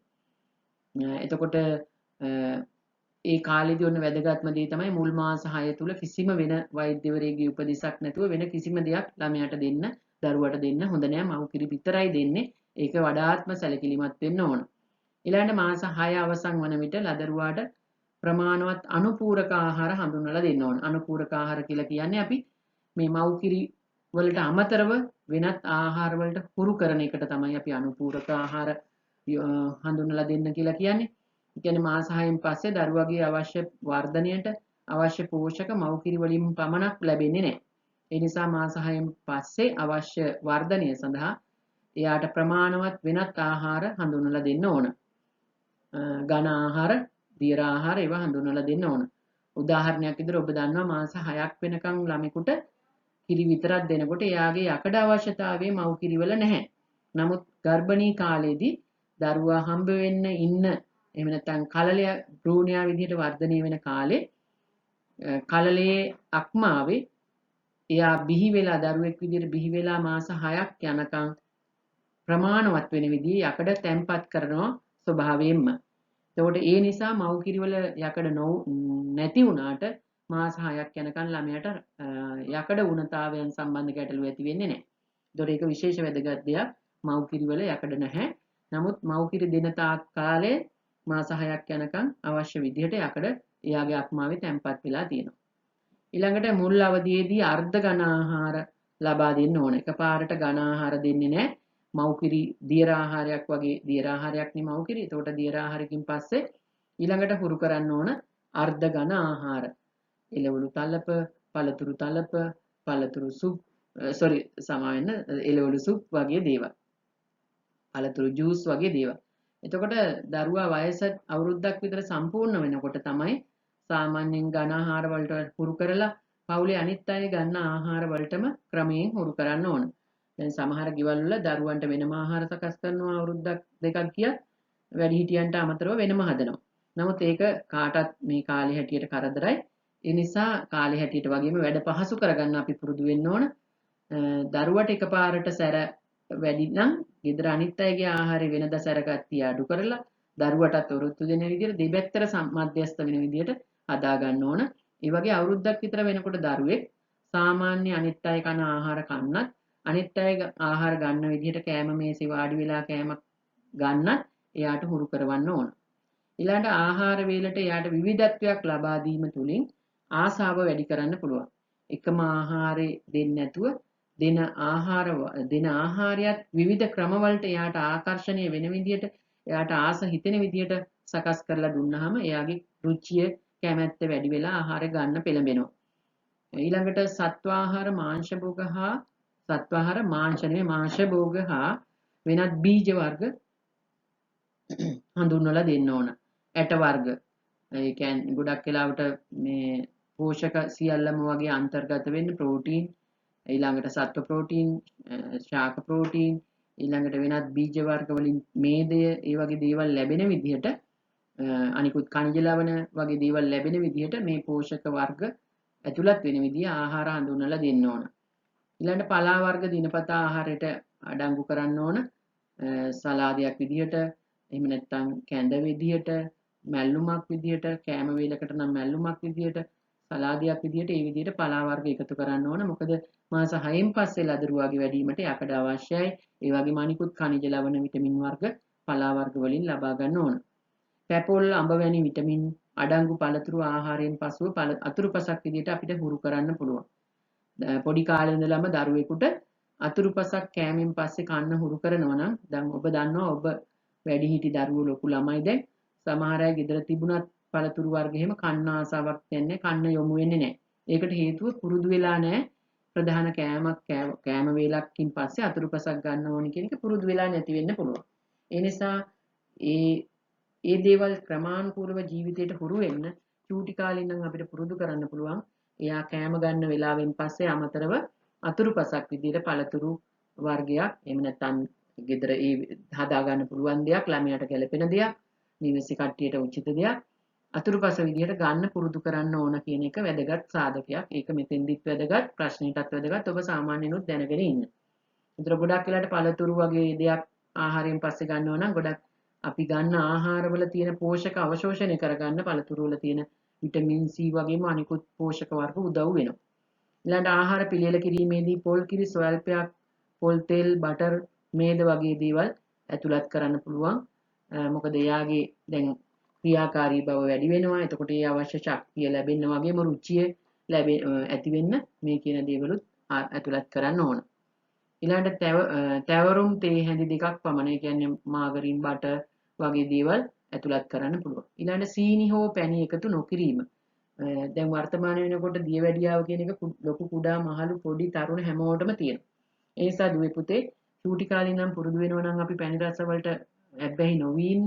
එතකොට ඒක ඇබ්බැහි කරන්නේ ඇත්තටම වැඩිහිටියෝ. පොඩි කාලේ කෑම කන්න නැත්නම් කෑම කිරි එක බොන්න නැත්නම් කිරි එකට වැඩිපුර සීනි දාලා හෝ එහෙම නැත්නම් කෑම එකකට වැඩිපුර සීනි දාලා හරි දෙනවා. එතකොට ඒක හුරු වෙන්නේ ළමයා හුරු වෙන්නේ වැඩිහිටියන්ගේ.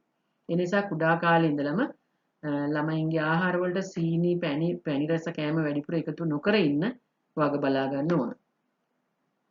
එතකොට මේ ප්‍රශ්නෙට ගොඩාක් කරුණු තියෙනවා. අපිට දෙකක් නෙමෙයි මේ වගේ ප්‍රශ්නකට කරුණු හතරක් වගේ අහලා ලකුණු දෙකක් දෙන්නත් පුළුවන්. ඊළඟට අපි බලමු අද දවසේ මම අනිවාර්ය ප්‍රශ්නෙට අදාළව ප්‍රශ්න 10ක් નિયમિત ප්‍රමාණෙම සාකච්ඡා කරා. ඉදිරියේදී මම බලාපොරොත්තු වෙනවා මේ වගේ කෙටි ප්‍රශ්න එහෙම නැත්නම් අනිවාර්ය ප්‍රශ්නෙට අදාළ ප්‍රශ්න ඔබට 100ක් 150ක් විතර වෙන්න සාකච්ඡා කරන්න සහ ඒ වගේම කෙටි සටහන් ලිවීම සම්බන්ධවත් ඔබට එන්න පුළුවන් කෙටි සටහන් ලිවීමට අවශ්‍ය මාතෘකා රාශියක් පිළිබඳව ඔබ දැනුවත් කරන්න බලාපොරොත්තු වෙනවා. ඒ වගේම අනිත් 2 3 4 5 6 7 කියන ප්‍රශ්න වලට අදාළ ව්‍යුහගත හා අර්ධ ව්‍යුහගත ප්‍රශ්න වෙනමම සාකච්ඡා කරන්නත් මම බලාපොරොත්තු වෙනවා. ඒ අනුව දැන් බලමු කෙටි සටහන් ලිවීම සම්බන්ධව. ඒතර මතක තියාගන්න ඕන එකක් තමයි පුතේ මම කලින් කිව්වා පියවර වශයෙන් ඇහුවොත් අනිවාර්යයෙන්ම එහෙම නැත්නම් කරුණු සාධක වගේ දේවල් ඇහුවොත් පියවර වශයෙන් එක යට එක කරුණු ලියන්න ඉල්ලන අහලා තියෙන ගානට වඩා වැඩිපුර ලියන්න කියන. ඒතර අපි සාමාන්‍යයෙන් ව්‍යුහගත ප්‍රශ්න අර්ථ ව්‍යුහගත ප්‍රශ්න වලදී සමහර වෙලාවට සාකච්ඡා කරන්න, පැහැදිලි කරන්න ඒ වගේ එනවා. අන්න එහෙම ආඛ්‍යාතයකින් ඔබේ ප්‍රශ්න දීලා තිබුණොත් ඔබ පොඩියට කරුණු දීලා ඒ ටික නැවත වාක්‍ය දෙක තුනකින් විස්තර කරන්න ඕන. එතකොට එහෙම විස්තර කරන්න ඕන. ඒ කියන්නේ ව්‍යුහගත හා අර්ධ ව්‍යුහගත ප්‍රශ්නවලදී ලොකු විස්තරයක් අවශ්‍ය වෙන්නේ නැහැ. ප්‍රශ්නේ පිළිතුර ඔබ ලියන පිළිතුර විධිමත් වෙනවා.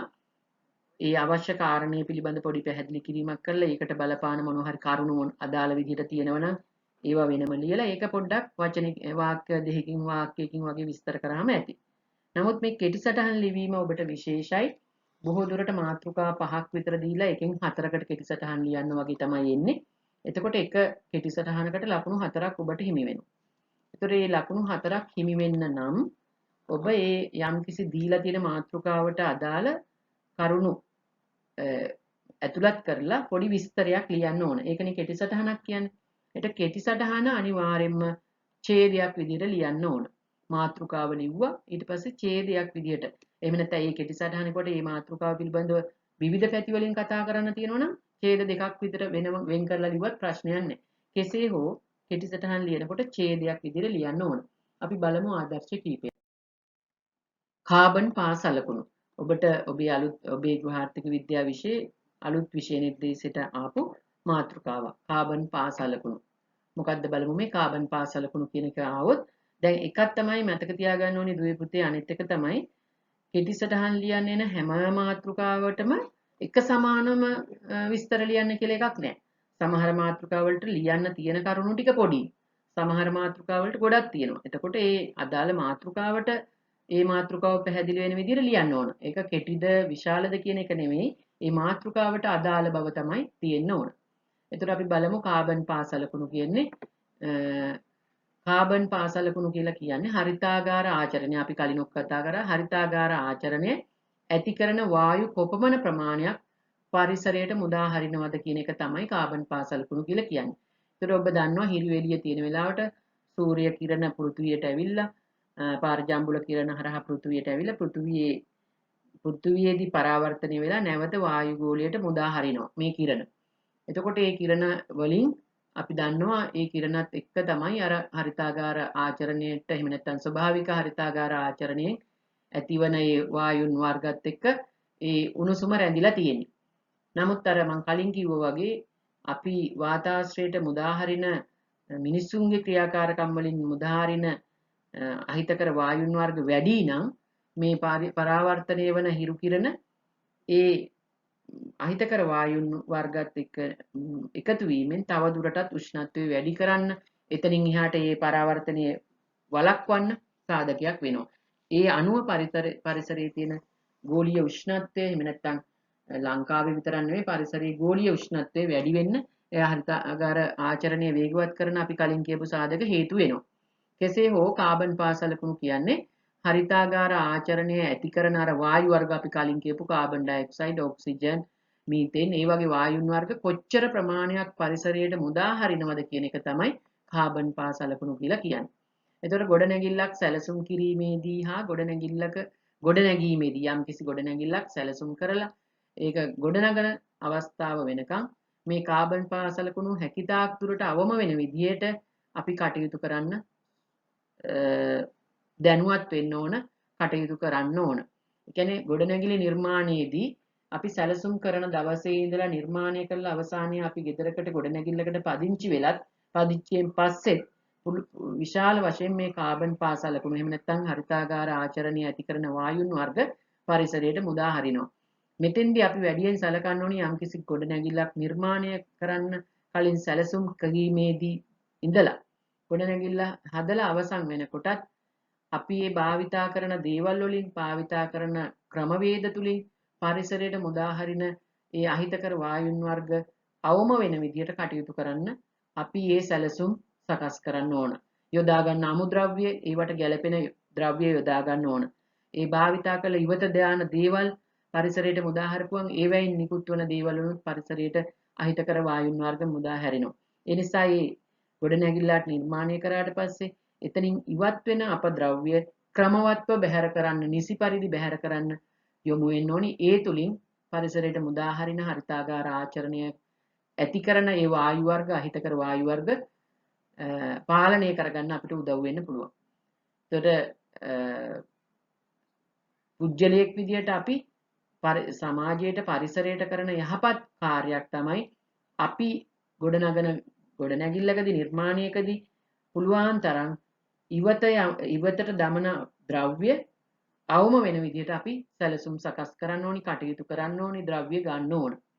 නිර්මාණකරණයේදී පුනර්ජනනීය සම්පත් හැකිතරම් දුරට උපයෝගී කර ගැනීමෙන් කාබන් පාසලකුණු අවම කරගන්න පුළුවන්. ඒ කියන්නේ නැවත නැවත භාවිතා කරන්න පුළුවන් පුනර්ජනනීය සම්පත් එක දෙයක් කරලා ඒ දෙයින් පස්සේ නැවතත් ඒ දේ පාවිච්චි කරන්න පුළුවන් විදිහට නැවත නැවත භාවිතා කරන්න පුළුවන් අමුද්‍රව්‍ය උපකරණ ද්‍රව්‍ය අපි ලබා ගන්නව නම් යම්කිසි නිර්මාණයකදී ඒකෙන් පරිසරයට හානියක් වෙන්නේ නැහැ. මොකද ඒක නැවත ප්‍රයෝජනයන් රැසකට ගන්නවා. එතකොට අහිතකර විදිහට පරිසරයේ මුදා හරින ප්‍රමාණය අවම වෙනවා. ඒ තුලින් මුදා හරින අහිතකර වායු වර්ග මුදා හැරීම අඩු වෙනවා. එතකොට අපි පරිසරයට සහාය දක්වන පරිසර හිතකාමී පරිසර තිරසාරත්වයට දායකත්වයක් දරන රටවැසියෙක් සමාජිකයෙක් වෙන්න පුළුවන්. ඒතර කාබන් පාසලකුණු කියන්නේ පරිසරයට හරිතාගාර වායුන් කොච්චර ප්‍රමාණයක් මුදා හරිනවද කියන කාරණය තමයි. ඒතර මේ කාරණු ටික පුතේ මෙතන මේ දැන් මම කිව්ව ටික අර මම මෙතන තියෙන මේ ලියලා තියෙන කරුණු වලට වඩා විස්තරයක් මම කිව්වා. අන්න ඒ වගේ ඔබට පුළුවන් මේ කරුණු ටික තව පැහැදිලි කරලා විස්තර කරලා මේ සටහන කෙටි සටහන මදි වගේ නම් ඔබට ඔබේ වචන දාලා වැඩි දියුණු කරලා පැහැදිලි කරලා තව විස්තරේ වැඩි කරන්න පුළුවන්. ඊළඟට අපි බලමු තවත් මාතෘකාවක් තන්තු. තන්තු. මේක මම හිතන්නේ මීට ඉස්සෙල්ලා පරණ සිලබස් එක යටතේ කෙටි සටහන් වලට ඇවිල්ලා තිබුණා වගේත් මතකයි. අපි බලමු තන්තු කියන්නේ ඔබ දන්නවා. දැන් බලන්න දැන් අර මාතෘකාව ගන්නත් ඒක ගැන සම්පූර්ණ දන්නවා. මේ විස්තරය අපි ලිව්වා. එතකොට මේ තන්තු කිව්වහම තන්තු ගැන ගොඩාක් දේවල් තියෙනවා. එතකොට අරක සටහනට වඩා මෙතන සටහන ලොකුයි. වැඩි විස්තර තියෙනවා. එහෙම කියලා අපිට දුක් වෙන්න දෙයක් නැහැ. අනේ අරකට සටහන අඩුයි කෙටි සටහන මේකේ විශාලයි කියලා ඒ මාතෘකාවට අදාළ කරුණු තමයි අපි ලියන්න ඕනේ. ඒ නිසා අඩු වැඩි කියලා ගැටලුවක් නැහැ. එතකොට අපි බලමු තන්තු ගැන කතා කරොත් ඔයගොල්ලෝ දන්නවා තන්තු කියන්නේ කෙඳි සහිත ආහාරවල තියෙන එහෙම නැත්නම් ආහාරවල තියෙන කෙඳි සහිත කොටස් තන්තු කියනවා සෙලියුලෝස් කියනවා ඒව පිළිබඳව තමයි මේ කතා කරන්නේ. එතකොට මෙන්න මේ විස්තරේ අපි මේ තන්තු කියන මාතෘකාව යටතේ කෙටි සටහනක් විදිහට අපිට ලියා ගන්න පුළුවන් නම් අපිට ලොකු හැකියාවක් තියාගෙන වැඩි ලකුණක් ගන්න පුළුවන්. තන්තු යනු ශාකමය ආහාරවල ඇති කෙඳි සහිත කොටස් වේ. ඒවා සෙලියුලෝස් ලෙසද හඳුන්වයි. ආහාරයට ගුණාත්මක බවක් නැහැ. ඒ කියන්නේ පෝෂණමය අතින් අපිට ප්‍රයෝජනයක් නැහැ මේ තන්තු. නමුත් ප්‍රමාණය වැඩි කරලා බඩගින්න අඩු කරනවා. ඒ වගේම මේ තන්තු මගින් විවිධ ලෙඩ රෝග වළක්වනවා. ඒ වගේම මේ තන්තු අපේ ශරීරයේ වැඩෙන බැක්ටීරියාවන්ට වාසස්ථානයක් වෙනවා. අන්න ඒ වගේ විස්තරයක් තමයි මෙතෙන්දී බලාපොරොත්තු වෙන්නේ. එතකොට ආහාරයට ගුණාත්මක බව නොමැති අතර ප්‍රමාණාත්මක බවක් ලබා දෙයි. ඒතර පෝෂණයක් ලැබෙන්නේ නැහැ. නමුත් ප්‍රමාණය අතින් වැඩි ප්‍රයෝජනයක් ලැබෙනවා. තන්තු ආහාර ජීර්ණ ක්‍රියාවලියේදී ජීර්ණ පද්ධතියේ පහළට ආහාර ගමන් කිරීමට සහාය දක්වනවා. ඒතර මේ කෙඳි සහිත ආහාර ජීර්ණ ක්‍රියාවලියේදී ජීර්ණය පහසු කරන්න උදව් වෙනවා. ඒ වගේම තන්තු මගින් අපි තෙල් අඩංගු ආහාර මේදේ බහුල ආහාර වැඩිපුර කන අයගේ ශරීරයේ මේදේ මගින් කොලෙස්ටරෝල් වැඩිපුර රුධිරයට අපේ ශරීරයට එකතු වෙනවා. මෙන්න මේ වැඩිපුර එකතු වෙන කොලෙස්ටරෝල් මේ තන්තු මගින් උරා ගැනීම නිසා අධික රුධිර පීඩනය, හෘදයාබාධ වගේ ඇති වෙන්න තියෙන අවස්ථා පාලනය කරන්න උදව් වෙනවා. ඒ නිසා වැඩිපුර මේදේ අඩංගු ආහාර කෑමට ගන්න අය අනිවාර්යයෙන්ම තන්තු බහුල ආහාර ගන්න එක සෞඛ්‍යයට හිතකරයි ගන්න ඕන. එතකොට අර මේදේ වැඩිපුර ගත්තට ඒවැය තියෙන කොලෙස්ටරෝල් තන්තු මගින් උරා ගන්න නිසා ඒවැයෙන් ඇතිවන අහිතකර තත්වයන් රුධිර පීඩනය, හෘදයාබාධ වගේ තත්වයන් පාලනය කරන්න උදව් වෙනවා. එසේම තන්තු පිළිකාකාරක අවශෝෂණය කරගන්නා බැවින් ඔබ දන්නවා අපි ආහාර ජීර්ණ මාර්ග පද්ධතියේ මහාන්ත්‍රය ආසන්නයේදී සියලුම ජලජ කොටස් උරා ගන්නවා. ඒ වගේම ඉතිරි වෙලා තියෙන khනිජ ලවණ විටමින් මහාන්ත්‍රය තුලදී උරා ගන්නවා. ඊට පස්සේ මහාන්ත්‍රයේ අවසාන වෙනකොට අර අපද්‍රව්‍ය විතරයි ඉතුරු වෙලා තියෙන්නේ. එතකොට ඒවා ගොඩක් වෙලාවට රැඳිලා තියෙන්න විවිධ අහිතකර ශරීරයට අහිතකර දේවල් ඇති වෙන්න පුළුවන්. ඒ අනුව පිළිකාකාරක හැදෙන්න පුළුවන් කියලා හොයාගෙන තියෙනවා. මෙන්න මේ පිළිකාකාරක මේ වගේ හැදෙන පිළිකාකාරකත් අර තන්තු වලට උරා ගැනීම නිසා මල ද්‍රව්‍යත් එක්ක ශරීරයෙන් බැහැර වෙනවා. එතකොට අන්ත්‍රවල මහා අන්ත්‍රවල පිළිකා හැදීමේ අවදානමත් පාලනය කරන්න තන්තු උදව් කරනවා කියලා හොයාගෙන තියෙනවා. ඒ වගේම තමයි මම අර කලින් කිව්වා පෝෂණමය අතින් වැදගත් නොවුනත් ප්‍රමාණාත්මක අතින් වැදගත් කියලා. එතකොට මේ තන්තු බහුල ආහාර විශේෂයෙන් එළවලු පළතුරු කෙඳි සහිත ආහාර වැඩිපුර අපි කාපුවාම අපිට බඩගිනි දැනෙන්නේ ප්‍රමාද වෙලා. හේතුව අපේ ආමාශයේ ඒ තන්තු සහිත කොටස් වැඩි වෙලාවක් තියෙනවා. ජීර්ණය වෙන්නේ නැහැනේ කොහොමත්. හිමින් තමයි ගමන් කරන්නේ ජීර්ණය වෙන්නේ නැති නිසා ගොඩක් වෙලා තියෙනවා. එතකොට ආමාශයේ ආහාර තියෙනකොට අපිට බඩගිනි දැනෙන්නේ නැහැ. හයිඩ්‍රොක්ලෝරික් අම්ලයේ ශ්‍රාවය වුණාට ආමාශයෙන් අර ආහාරයක් විදිහට තියෙනවනේ තන්තු. ඒ නිසා අපිට ඒක බඩගින්න කුසගින්න දැනෙන්නේ නැහැ. ඒතකොට විශේෂයෙන් දියවැඩියා වගේ රෝගීන්ගේ ආහාර පාලනය කරන්න ඕනනේ. අන්නේ පාලනය කරන්න ඕන අවස්ථාවට හොඳම දේ තමයි එයා දියවැඩියා රෝගීන්ගේ ආහාර වේලට වැඩිපුර තන්තු අඩංගු ආහාර එකතු කරන්න ඕන. එතකොට එයාලට ඉක්මනින් බඩගිනි දැනෙන්නේ නැහැ. බඩගිනි දැනෙන්නේ නැති නිසා එයා වැඩිපුර කන්න පෙළඹෙන්නේ නැහැ. ඒතර අඩුවෙන් කන එකනේ හොඳ දියවැඩියා රෝගීන්. ඒකට ඔන්න වැදගත් කාරණා ගොඩක් තියෙනවා. ඒ වගේම ප්‍රෝබයෝටින් නම් ජීර්ණය නොවන තන්තු සිරුරට හිතකර බැක්ටීරියා වර්ධනය වෙන්න උදව් කරනවා. ඔබ දන්නවා අපේ ශරීරයේ අන්ත්‍රවලදී විටමින් K නිෂ්පාදනය කරන බැක්ටීරියා වර්ගයක් ඇති වෙනවා.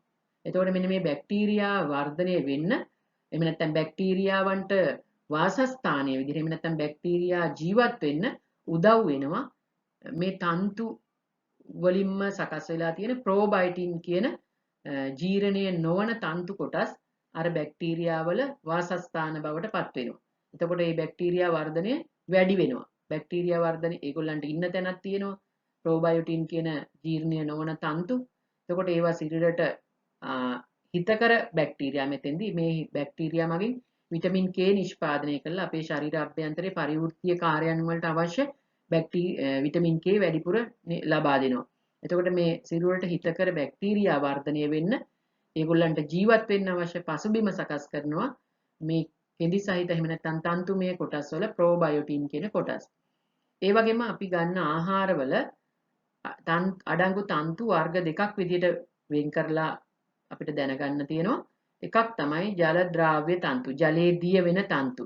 ඔබ දන්නවා කාබෝහයිඩ්‍රේට් වර්ගීකරණයේ පොලිසැකරයිඩ් වල ගම්, පෙක්ටින්, මියුසිලේජ් ඊළඟට සෙලියුලෝස් කියන වර්ග ඔක්කොම තියෙනවා. එතකොට මේ පෙක්ටින් ගම් වගේ දේවල් මියුසිලේජ් කියන ඒවා ජලයේ දිය කරන්න පුළුවන්. දියුල් ඊළඟට දියුල් අලි මොනවාද බෙලි වගේ දේවල් වල අර ඇලෙන පල්ප වගේ කොටස තමයි මේ ජල ද්‍රාව්‍ය තන්තු විදිහට උදාහරණයක් කිව්වොත් කියන්න පුළුවන් පෙක්ටින් සහිත කොටස. එතකොට ජලයේ අද්‍රාව්‍ය තන්තු සෙලියුලෝස්, සෙමි සෙලියුලෝස්, ලිග්නින් කියන නම් වලින් හඳුන්වනවා. ඒවා ජලයේ දිය වෙන්නේ නැහැ. ආහාර ප්‍රමාණය වැඩි කරන්න, ඒ වගේම ජලයේ රඳා පවත්වා ගන්න මේ තන්තු උදව් වෙනවා.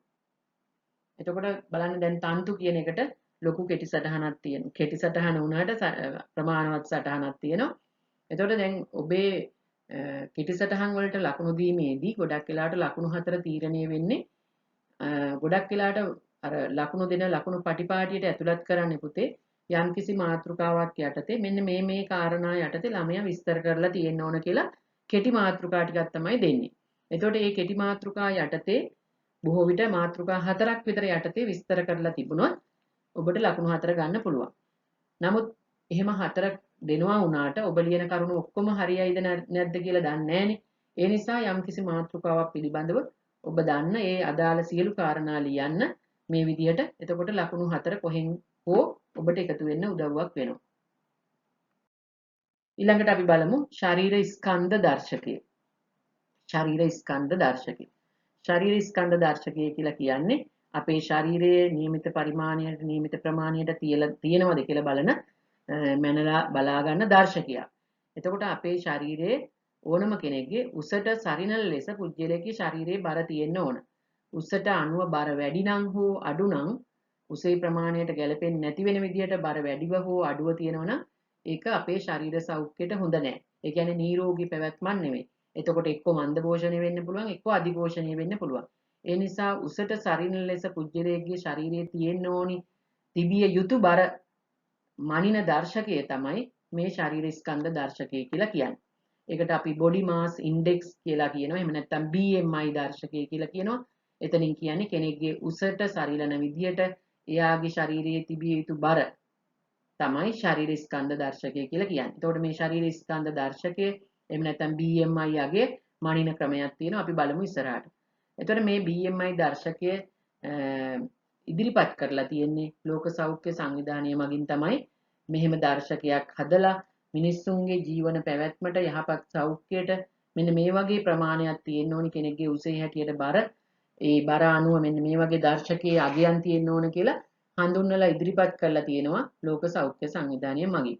ඒතර මෙම නිර්ණායකයට අනුව ගණනය කරාම ලැබෙන BMI අගය අපේ ශරීරයේ හොඳයි අපේ ශරීර බර හොඳයිද නැද්ද එහෙම නැත්නම් ශරීර බර අඩුද එහෙම නැත්නම් වැඩිද කෙසේ හෝ ගැටලු තත්වයක් තියෙනවද හොඳ තත්වයක් තියෙනවද කියලා අපිටම බලා ගන්න පුළුවන් අපේ උස අනුව අපේ බර මැනලා ඒ උසයි බරයි අදාළ විදිහට ගණනය කරාම එතකොට අපි බලමු එතකොට මේ BMI එක එහෙම නැත්නම් උස හා බර අනුව ගණනය කරාම BMI දර්ශකයේ විදිහට ලැබෙනවා නම් අපිට 18.5ට වඩා අඩු වගයක් අපි කියනවා අපේ උසේ හැටියට අපිට බර ප්‍රමාණවත් නැහැ කියලා. ඒ කියන්නේ මන්ද පෝෂණ තත්ත්වයේ වගේ කියන්න පුළුවන්. 18.5ට වඩා අඩු නම්. ඒ වගේම 18.5 ඉඳලා 24.9 දක්වා වගේ තියෙන ඒ BMI අගය අතර නම් අපි ඉන්නේ. අපේ ශරීරයේ උසට සරිලන බරක් තියෙනවා. එතකොට අපි හොඳ මට්ටමින් ඉන්නවා කියලා සතුටු වෙන්න පුළුවන්. ඒ මට්ටම රඳව ගන්න ඕනේ දිගටම කන බොන ප්‍රමාණ පාලනය කරලා ශරීරයේ ක්‍රියාකාරීව කටයුතු කරලා ඒ බර පවත්වාගෙන යන්න කටයුතු කරන්න ඕන. ඒ වගේම 25යි 30යි අතර නම් BMI අගය එන්නේ අපේ උසට අනුව බර වැඩි අනිවාර්යෙන්ම බර පාලනය කරගන්න ඕනි. මේ බර පාලනය කරගත්තේ නැත්නම් ස්ථූලතාවයේ තත්ත්වයටපත් වෙන්න පුළුවන්. ඒ වගේම බර පාලනය කර ගැනීම සඳහා ආහාර පාලනය වගේම ක්‍රියාකාරී බව අපේ වැඩ කටයුතු කරගෙන එක්සයිස් කිරීම තුළින් පයින් ඇවිදීම වගේ ක්‍රියාකාරකම් වල යෙදීම තුළින් බර පාලනය කරගන්න ඕන. ආහාර මගිනුත් බර පාලනය කරගන්න ඕන. ඒ කියන්නේ ආහාර පාලනයක් ඇති කරගන්න ඕන. ඒ වගේම BMI අගය 30ට වැඩි නම් අනිවාර්යයෙන්ම අපි හඳුන්වනවා ස්ථූලතාවයෙන් පෙළෙනවා කියලා. ඒ කියන්නේ ශරීරයේ බර අධික විදිහට බර වැඩි වෙලා තියෙනවා. උසේ හැටියට බර ඉතාමත් වැඩි. එතකොට ශරීරයේ බර අනිවාර්යයෙන්ම අඩු කරගන්න ඕන. ඒ අඩු කර ගැනීම සඳහා බොහෝ දුරට විවිධ විශේෂ ක්‍රියාකාරකම් වගේම විශේෂ ආහාර රටාවන් අනුගමනය කරන්න වෙන අවස්ථා තියෙනවා. එතකොට අපි බලමු BMI අගය ගණනය කරන්නේ කොහොමද කියලා. එතකොට ශරීර ස්කන්ධ දර්ශකය ගණනය කරන්නේ මේ ආකාරයට අපේ ශරීරයේ බර කිලෝග්‍රෑම් වලින් කිරන්න ඕන. ඊට පස්සේ උස මනින්න ඕන මීටර් වලින්. ඊට පස්සේ අපේ උස ආපු ප්‍රමාණය ඒ ප්‍රමාණයෙන්ම නැවත වැඩි කරනවා. ඒ වැඩි කරලා එන උත්තරෙන් ඒ වැඩි කරලා එන අගයෙන් අපේ බර බෙදනවා. ඒ අනුව තමයි ශරීර ස්කන්ධ දර්ශකය ලැබෙන්නේ. එතකොට උස වැඩි කිරීම උස අපේ උස මීටර 1යි අඟල් 2ක් වගේ නම් ඒ ප්‍රමාණය 1.2 වැඩි කරනවා 1.2කින් ඒක ඒ එන පිළිතුරෙන් ශරීර බර කිලෝග්‍රෑම් 60යි නම් 60 බෙදෙනවා අර උසේ වර්ගයෙන්. එතකොට ඒ එන උත්තරේ තමයි මේ 18.5ට වඩා අඩු වුණොත් මන්ද පෝෂණය කියලා අපිට කියනවා බර අඩුයි කියලා කියනවා 18.5යි 24.9 නම් හොඳ මට්ටමක් කියලා හිතා ගන්න පුළුවන් අපිට. ඒ වගේ මේ දර්ශකය අනුව අපේ ශරීරයේ හොඳ මට්ටමින්ද තියෙන්නේ එහෙම නැත්නම් ගැටලු සහගත තත්වයකද තියෙන්නේ කියලා අපිටම බලා කියාගෙන පාලනය වෙන්න පුළුවන්. ඊළඟට බලමු බොජුන්පත් සැලසුම් කිරීමේදී සැලකිල්ලට ගනු ලබන මූලාශ්‍ර. බොහෝ දුරට කෙටිසටහන් ලියන්න එන්න පුළුවන් මාතෘකාවක්. ඒ වගේම මේ බොජුන්පත් සැලසුම් කිරීමේදී සැලකිල්ලට ගනු ලබන මූලාශ්‍ර ප්‍රධාන වශයෙන් අපි තුනක් ගැන කතා කරනවා. මේ තුනත් වෙන වෙනම කෙටිසටහන් ලියන්න එන්න පුළුවන්. ඒ කියන්නේ නිර්දේශිත අපි කතා කරොත් බොජුන්පත් හෙවත් ආහාර වේල් සැලසුම් කරනකොට අපි අනුගමනය කරන මූලාශ්‍ර තුනක් තියෙනවා. ඒ තුන තමයි නිර්දේශික පෝෂණ අවශ්‍යතා සටහන, පෝෂණ වගුව, ආහාර පිරමිඩය. දැන් මේ මෙතන මාතෘකාවට අනුව මේ තුන වෙන වෙනම මෙහෙම ලිව්වට බොහෝ දුරට කෙටිසටහන් ලියන්න වෙනම මාතෘකා තුනක් විදිහට මේ අවස්ථා තුනේ එන්න පුළුවන්. ඒ කියන්නේ නිර්දේශිත දෛනික පෝෂණ අවශ්‍යතා සටහන ගැනත් කෙටිසටහන් ලියන්න එන්න පුළුවන්. පෝෂණ වගුව කියන එක ගැන වෙනම ලියන්න එන්න පුළුවන්. ආහාර පිරමිඩය ගැනත් වෙනම ලියන්න එන්න පුළුවන්. ඒ නිසා ඔයගොල්ලෝ දුවේ පුතේ මේ තුනටත් වෙනම කෙටිසටහනක් හදාගෙන විෂය කරුණු දත්ත අනුව සූදානම් වෙලා ඉන්න. එතකොට අපි බලමු බොජුන්පත් සැලසුම් කිරීමේදී සැලකිල්ලට ගන්න ඕන මූලාශ්‍ර තුනක් තියෙනවා. මේ මූලාශ්‍ර තුනෙන් මොනවද කරන්න කියන්නේ කියන එක ගත්තොත් ලොකු පුළුල් විස්තරයක් වෙනවා. එතකොට කෙටිසටහනක් වෙන්නේ නැහැ. ඒ නිසා සරලව මේ කාරණා තුනෙන් මොනවද බලන්නේ? ඒ තුන කොහොමද ප්‍රයෝජනෙට ගන්න කියන එක විස්තර වෙන්න ඕන. දෛනික පෝෂණ අවශ්‍යතා සටහනේ අනුව දිනකට ගත යුතු විවිධ පෝෂක වර්ග හා ප්‍රමාණයන් දැක්වෙන සටහනක්. දවසකට අපි ගන්න ඕනි පෝෂක වර්ග හා ප්‍රමාණයන් දැක්වෙන සටහනක් තමයි දෛනික පෝෂණ අවශ්‍යතා සටහන කියලා කියන්නේ.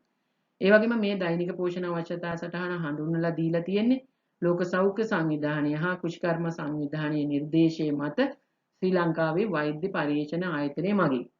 ඒක හඳුන්වලා තියෙන ශ්‍රී ලාංකිකයන් සඳහා දවසකට ගත යුතු පෝෂක ප්‍රමාණයන් මෙන්න මේ ප්‍රමාණය සුදුසුයි කියලා තමයි හඳුන්වලා දීලා තියෙන්නේ. ඒකට අපේ රටට ගැලපෙන විදිහට තමයි මේ දෛනික පෝෂණ අවශ්‍යතා සටහන සකස් කරලා තියෙන්නේ. මොකද එක එක රටවල් වල කාලගුණ, දේශගුණ තත්වයන් අනුව පුද්ගලයන්ගේ අවශ්‍ය පෝෂක ප්‍රමාණයන් සහ වර්ග වෙනස් නොවුනත් පෝෂක ප්‍රමාණ වෙනස් වෙන්න පුළුවන්. ඒ අනුව අපේ රටට ගැලපෙන්න තමයි මේ දෛනික පෝෂණ අවශ්‍යතා සටහන ශ්‍රී ලංකාවෙන් ඒ අදාළ ආයතනවල ඉදිරිපත් කිරීමෙන් මේක හඳුන්වලා දීලා තියෙනවා. ඒතර සාමාන්‍ය නිරෝගී පුද්ගලයෙකුගේ පෝෂණ අවශ්‍යතාවය සපුරාලීම සඳහා ලබාගත යුතු ශක්තිය පෝෂක ප්‍රමාණයන් මේ නිර්දේශිත පෝෂණ අවශ්‍යතා සටහනේ ඇතුළත් කරලා තියෙනවා. ඒ කියන්නේ නිරෝගී සාමාන්‍ය පුජ්‍යලයකට අවශ්‍ය ප්‍රමාණය තමයි මේකේ සටහන් කරලා ඇතුළත් කරලා තියෙන්නේ. හැබැයි අපි විවිධ ලෙඩ රෝග හැදෙනවා, විවිධ ඌනතා රෝග තියෙනවා. ඒ වගේ අවස්ථාවලදී මේ ගත යුතු පෝෂක වර්ග ඒ ලෙඩේට අනුව, රෝග තත්වයට අනුව, ඌනතාවයට අනුව වෙනස් වෙන්න පුළුවන්. මෙතන මේ දෛනික පෝෂණ අවශ්‍යතා සටහනේ ඇතුළත් කරලා තියෙන්නේ සාමාන්‍ය නිරෝගී පුද්ගලයෙකුට. හැබැයි සාමාන්‍ය නිරෝගී පුද්ගලයෙක් කිව්වම මෙතන විවිධ අවස්ථා සඳහා දීලා තියෙනවා. බර අණුව, පුද්ගලයාගේ වයස අණුව, ස්ත්‍රී පුරුෂ භාවය අණුව, ඒ වගේම කරන රැකියාව අණුව, ඒ වගේම ගර්භණී කිරි දෙන ඒ වගේ වයස් අණුවත් මේ දෛනික පෝෂණ අවශ්‍යතාවය ගත යුතු ප්‍රමාණ සටහන් කරලා තියෙනවා. එතකොට ඒවත් ඒ තත්වෙනුත් සාමාන්‍ය නිරෝගී තත්වයන් තමයි ගර්භණී කිරි දෙන කියන්නේ ලෙඩ නෙමෙයි. එතකොට ඒ වගේ අවස්ථා ඒ වගේ විවිධ අවධිවලටත් අවශ්‍ය පෝෂක මෙතුලින් ඉදිරිපත් කරලා තියෙනවා ප්‍රමාණත් එක්ක. එතකොට මම දැන් මෙතන විස්තර කරේ ඇත්තටම දෛනික පෝෂණ අවශ්‍යතා සටහන ගැන වැඩිපුර විස්තරයක් කරලා තියෙනවා. අපි තවත් ස්ලයිඩ් එකකින් ඉතුරු කොටස් දෙකක් ගැනත් පොඩි විස්තරයක් දැනගමු. ඔබට වෙන වෙනම මේ කරුණු තුන ගැන වෙනම කෙටි සටහන් ලියන්න આવොත් මේවත් ප්‍රමාණවත් වෙයි. ඒ නිසා මම වැඩි දුරටත් ඔබට අවශ්‍යතාවය සඳහා මේ තුන වෙනම පොඩ්ඩක් විස්තර කරලා තියෙනවා. එතකොට පෝෂණ වගුව කියන එකෙන් අදහස් වෙන්නේ උයපු නැති ආහාර ග්‍රෑම් 100ක අඩංගු පෝෂක ප්‍රමාණය දක්වලා තියෙනවා ඒ සටහනේ. ඒ කියන්නේ නොබිසූ ආහාර ද්‍රව්‍ය ග්‍රෑම් 100ක අඩංගු වෙන පෝෂක පදාර්ථ ප්‍රමාණය තමයි පෝෂණ වගුවෙන් පෙන්වන්නේ. ඒතර දෛනික පෝෂණ අවශ්‍යතාවයෙන් පෙන්නනවා මේ තුන එකිනෙකට සම්බන්ධයි පුතේ. දෛනික පෝෂණ අවශ්‍යතාවයෙන් පෙන්නනවා එක එක පුජ්‍යලයාට ගන්න ඕනි පෝෂක වර්ග කොච්චර ගන්න ඕනද කියලා. ඒතර පෝෂණ වගුවෙන් පෙන්නනවා ඒ ආහාර වර්ග අඩංගු ආහාර වර්ග ග්‍රෑම් 100ක අඩංගු පෝෂක ප්‍රමාණ කොච්චරද කියලා. එතකොට අරකින් ගන්න ඕනි ප්‍රමාණය කියනවා මේ පෝෂණ වගුවෙන් පෙන්නනවා ගන්න ඕනි ආහාර වර්ග මොනවද කියලා. එතකොට මේවා එකිනෙකට සම්බන්ධයි. එතන පෝෂණ වගුවක අපි ගන්න ආහාර ද්‍රව්‍ය විවිධ කාණ්ඩ යටතේ ගොනු කරලා තියෙනවා. ඔබ දන්නවා ආහාර කාණ්ඩ ඔබ ඉගෙනගෙන තියෙනවා 12 දෙවෙනි නිපුණතාවයේ යටතේ. ඒ කාණ්ඩ යටතේ තමයි මේ විවිධ කාණ්ඩ යටතේ පෝෂණ වගුවේට අදාළ ආහාර වර්ග කරලා තියෙනවා. ඒකත් විශේෂත්වයක්. ධාන්‍ය වර්ග යටතේ, මාංශ භෝග යටතේ, තෙල් සහිත ඇට වර්ග, එළවලු පලා වර්ග, අල වර්ග, පළතුරු වර්ග, තෙල් හා මේද සහ සීනි, පැණි රස, ඒ වගේම සත්වමය ආහාර, කිරි හා කිරි නිෂ්පාදිත, ඒ වගේ විවිධ ආහාර කාණ්ඩ යටතේ තමයි ඒ කියන්නේ අපි ගත්තොත් පළතුරු යටතේ පළතුරු වර්ග රැසක සාමාන්‍යයෙන් අපි එදිනෙදා අපිට ගන්න පුළුවන් පළතුරු වර්ග රැසක අඩංගු පෝෂක පදාර්ථ ප්‍රමාණය සහ වර්ග පෝෂක මොන පෝෂක පදාර්ථ කොච්චර තියෙනවද කියලා මේ පෝෂණ වගුවේ ඇතුළත් කරලා තියෙනවා. ඒකට අපිට ආහාර වේල් සැලසුම් කරනකොට පොඩි අවබෝධයක් ලබා ගන්න පුළුවන්. පුළුල් විදිහටම ඉලක්කම් ගණන් මතක තියාගෙන කැම වේල් සැලසුම් කරන්න අමාරුයි. නමුත් සාමාන්‍යයෙන් කෙනෙකුට කොයිවද වැඩියෙන් ඕනි කොයිවද අඩුවෙන් ඕනි කියලා පොදුවේ අත්දැකීමක් ගන්න මේක ගොඩක් උදව් වෙනවා. ඊළඟට තුන්වෙනි එක තමයි ආහාර පිරමිඩය. ආහාර පිරමිඩයෙන් කියන්නේ අපේ ආහාරය අපි එක එක පුද්ගලයාට ගන්න ඕන ප්‍රමාණය කොච්චරද මොනවද කියන එක පෙන්නුවා දෛනික පෝෂණ අවශ්‍යතා වගුවේ. ඒ ප්‍රමාණ ඒ වර්ග ගන්න නම් මොන වගේ ආහාර ගන්න ඕනද කියලා පෝෂණ වගුවෙන් පෙන්නුවා. එතකොට දැන් පිරමිඩයෙන් කියනවා මේ කාණ්ඩවලට අයිති ආහාර වලින් අපේ ආහාර වේලට ගන්න ඕනේ ආහාර වර්ග කොච්චර ප්‍රමාණයක්ද ගන්න ඕනේ. අතන පෝෂක පදාර්ථ තියෙනවා අතන ගන්න ඕන කිව්වා මෙච්චර ප්‍රමාණයක් ගන්න ඕනේ. මෙතන තියෙනවා පෝෂක පදාර්ථ තියෙන ආහාර. තුන්වෙනි එකෙන් අපිව පාලනය කරනවා. ඒ කොහොම වුණත් මෙන්න මේ එක එක ආහාර කාණ්ඩ වලින් අපේ ආහාර වේලට ඇතුළත් වෙන්න ඕනි මෙච්චර ප්‍රමාණයක් කියලා පිරමිඩයෙන් පෙන්නනවා. ඒතර මේ වර්ග තුනම මේ මූලාශ්‍ර තුන එකිනෙකට සම්බන්ධයි. ආහාර පිරමිඩය ආහාර වේල් සැලසුම් කිරීම සඳහා මඟ පෙන්වන ප්‍රධාන තවත් වැදගත් මූලාශ්‍රයක්. ආහාර ද්‍රව්‍ය පෝෂණ අගය අනුව තෝරා ගැනීමට පෝෂණ වගුව මගින් හැකියාව ලැබුණත් ඒ ආහාර වේල් වලට දෛනිකව ඇතුළත් කළ යුතු ප්‍රමාණය ආහාර වේලක් තුල අඩංගු කළ යුතු ආහාර කාණ්ඩ ප්‍රමාණය පිරමිඩයෙන් දක්වලා තියෙනවා. එක එක ආහාර වේලක එක එක ආහාර කාණ්ඩයෙන් කොටසෙන් කොච්චර ආහාර ප්‍රමාණයක් ගත යුතුද කියලා ඒකක වශයෙන් පෙන්නලා තියෙනවා. ඒකක වශයෙන් පෙන්නලා තියෙනවා. සමහරවිට තේ හැඳි, මේස හැඳි, කෝප්ප, වීදුරු ඒ විදිහට පිරමිඩයෙන් පෙන්නලා තිනවා ආහාර ගන්න ඕනි ප්‍රමාණය. ඊළඟට අපි බලමු තවත් කෙටි සටහන් ලියන්න අවස්ථාවක්. සමස්ත භෞතික පරිසරය. සමස්ත භෞතික පරිසරය. පළවෙනි නිපුණතාවය 12 පළවෙනි නිපුණතාවයේ යටතේ එන සංකල්පයක්. සමස්ත භෞතික පරිසරය. අපි දන්නවා යම්කිසි අපි ගෘහයක් නිර්මාණය කරන්න ඉඩමක් මිලදීලා ගන්න භූමියක් තෝරගන්නකොට සලකා බලන කරුණු යටතේ තමයි මේ සමස්ත භෞතික පරිසරය ගැන අවධානය යොමු කරන්න ඕන. එතකොට අපි ගන්න භූමිය අවට ප්‍රදේශي බලනවා නම් ඒක වෙනත් විදියකටත් ඒ ප්‍රදේශයේ අවට නගරයේ තියෙන ස්වභාවය එහෙම නැත්නම් අවට වැඩි ප්‍රදේශයක තියෙන ලක්ෂණ බලනවා නම් අපි ඒක සමස්ත භෞතික පරිසරය කියලා කියනවා. බලමු මේක පොඩ්ඩක් විස්තර කරලා. නව නිර්මාණයක් ගොඩනැගෙන භූමිය පිහිටා ඇති සමස්ත ප්‍රදේශයේ භෞතික පරිසරය පිළිබඳ කරනු ලබන අධ්‍යයනයක් තමයි මේ. ඒ කියන්නේ සමස්ත ප්‍රදේශය. දැන් උදාහරණයක් විදිහට අපි ගත්තොත් යම්කිසි ගමක අපි ගයක් හදනවා. එතකොට ඒ ආසන්න භෞතික පරිසරය කියනවා අපි ඉඩම තෝරගන්න ඉඩමේ ඒ අවට ගම තුල තියෙන ලක්ෂණ හොයලා බලනවා නම් අපි ඒක කියනවා ආසන්න භෞතික පරිසරය කියලා.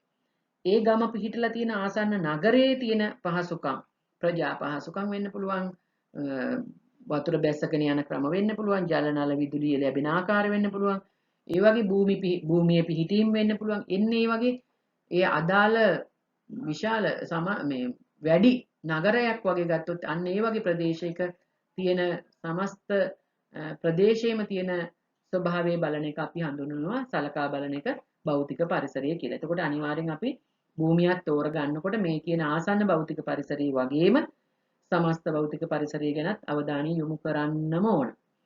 නව නිර්මාණයක් එහෙම නැත්නම් නිවසක් ගොඩනැගීම සඳහා තෝරාගත් භූමිය අයත් වන විශාල ප්‍රදේශය හෙවත් නගරය මීට අයත් වේ.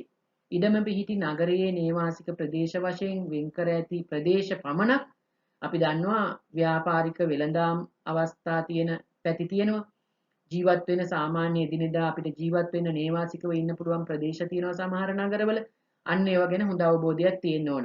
ඒතකොට දැන් ගොඩක් වෙලාවට නාගරීකරණය ගොඩාක් වැඩි නම් අපිට සාමාන්‍යයෙන් ජීවත් වෙන්න ටිකක් අමාරුයි. කලබලයි. නිස්කලංක පරිසරයක් නැහැ. එතකොට අන්න ඒව ගැන සලකා බලන්න ඕනි මේ සමස්ත භෞතික පරිසරය ගැන බලනකොට. නගරයේ නේවාසික ප්‍රදේශ වශයෙන් වෙන්කර ඇති ප්‍රදේශවල පමණක් නිවාස ඉදිකළ යුතුයි. කාර්මික ප්‍රදේශවල එහෙම නැත්නම් ව්‍යාපාර වගේ අවස්ථා තියෙන වැඩිපුර කලබලකාරී ප්‍රදේශවල නිවාස සකස් කරන්න හොඳ නැහැ. සමස්ත ප්‍රදේශයේ ජල ගලා යෑම, ශාක ගහණයේ පිහිටීම, පිහිටා ඇති ආයතන ගොඩනැගිලිවල උස, ඒවායේ ගති ලක්ෂණ හා බාහිර පෙනුම ආදිය මෙහිදී සලකා බලන්න ඕන. එතකොට අපි නිවසක් හදන්න ගන්න ඉඩම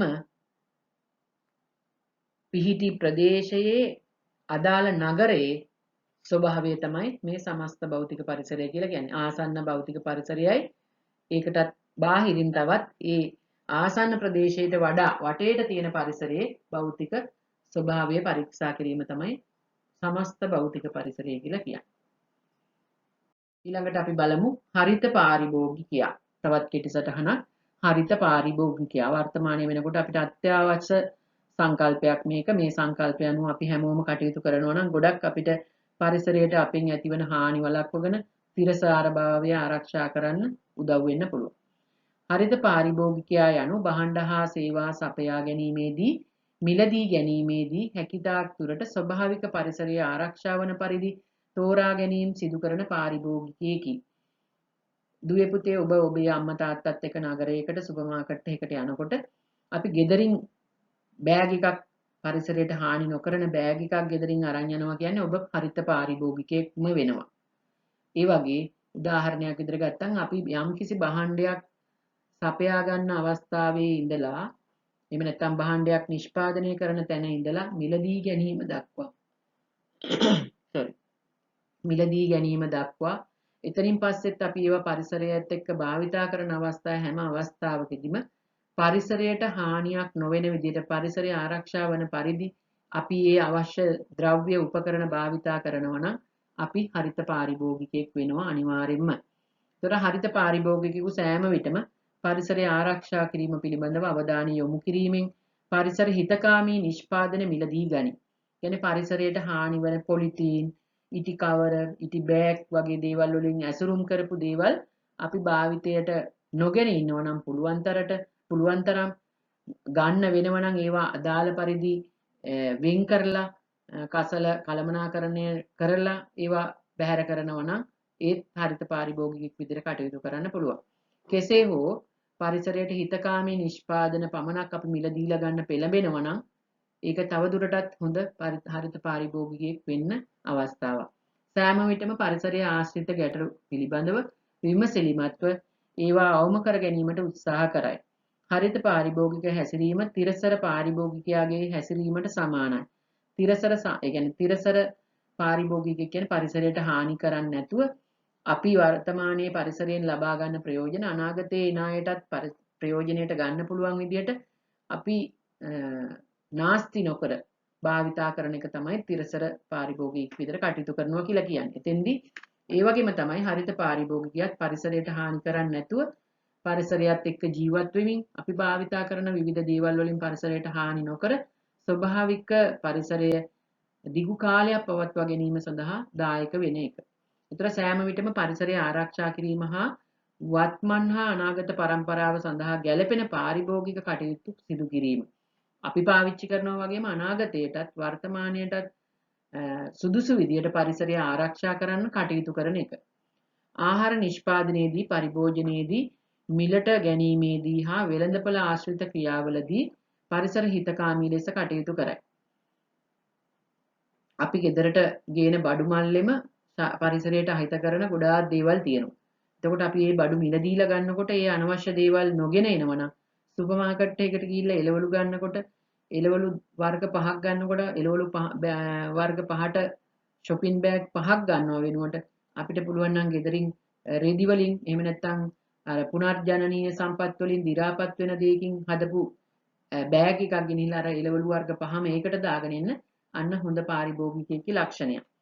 ඒ වගේම අපිට පාසලේදී ඉස්කෝලේ යනකොට ඕගොල්ලන්ට කෑම පෙට්ටියක බඩු කෑම ගෙනියන්න පුළුවන් නම් ලන්ච් ෂීට් භාවිතා කරන්නේ නැත්නම් අයිස් පැකට් බොන්නේ නැත්නම් අන්න ඔබ හරිත පාරිභෝගිකයෙක් විදිහට කටයුතු කරනවා පාසල තුලදී.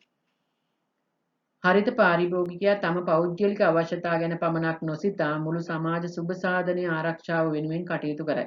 ඒතොර නිවැරදි හොඳ යහපත් හරිත පාරිභෝගිකයෙක් නම් තමන් ගැන විතරක් නෙමෙයි තමන් ගැන වගේම මුළු සමාජයේම සමාජයේ තිරසාර භාවය ගැන අනාගතය ගැන වර්තමානය ගැන දෙක ගැනම හොඳට හිතලා කටයුතු කරන කෙනෙක්.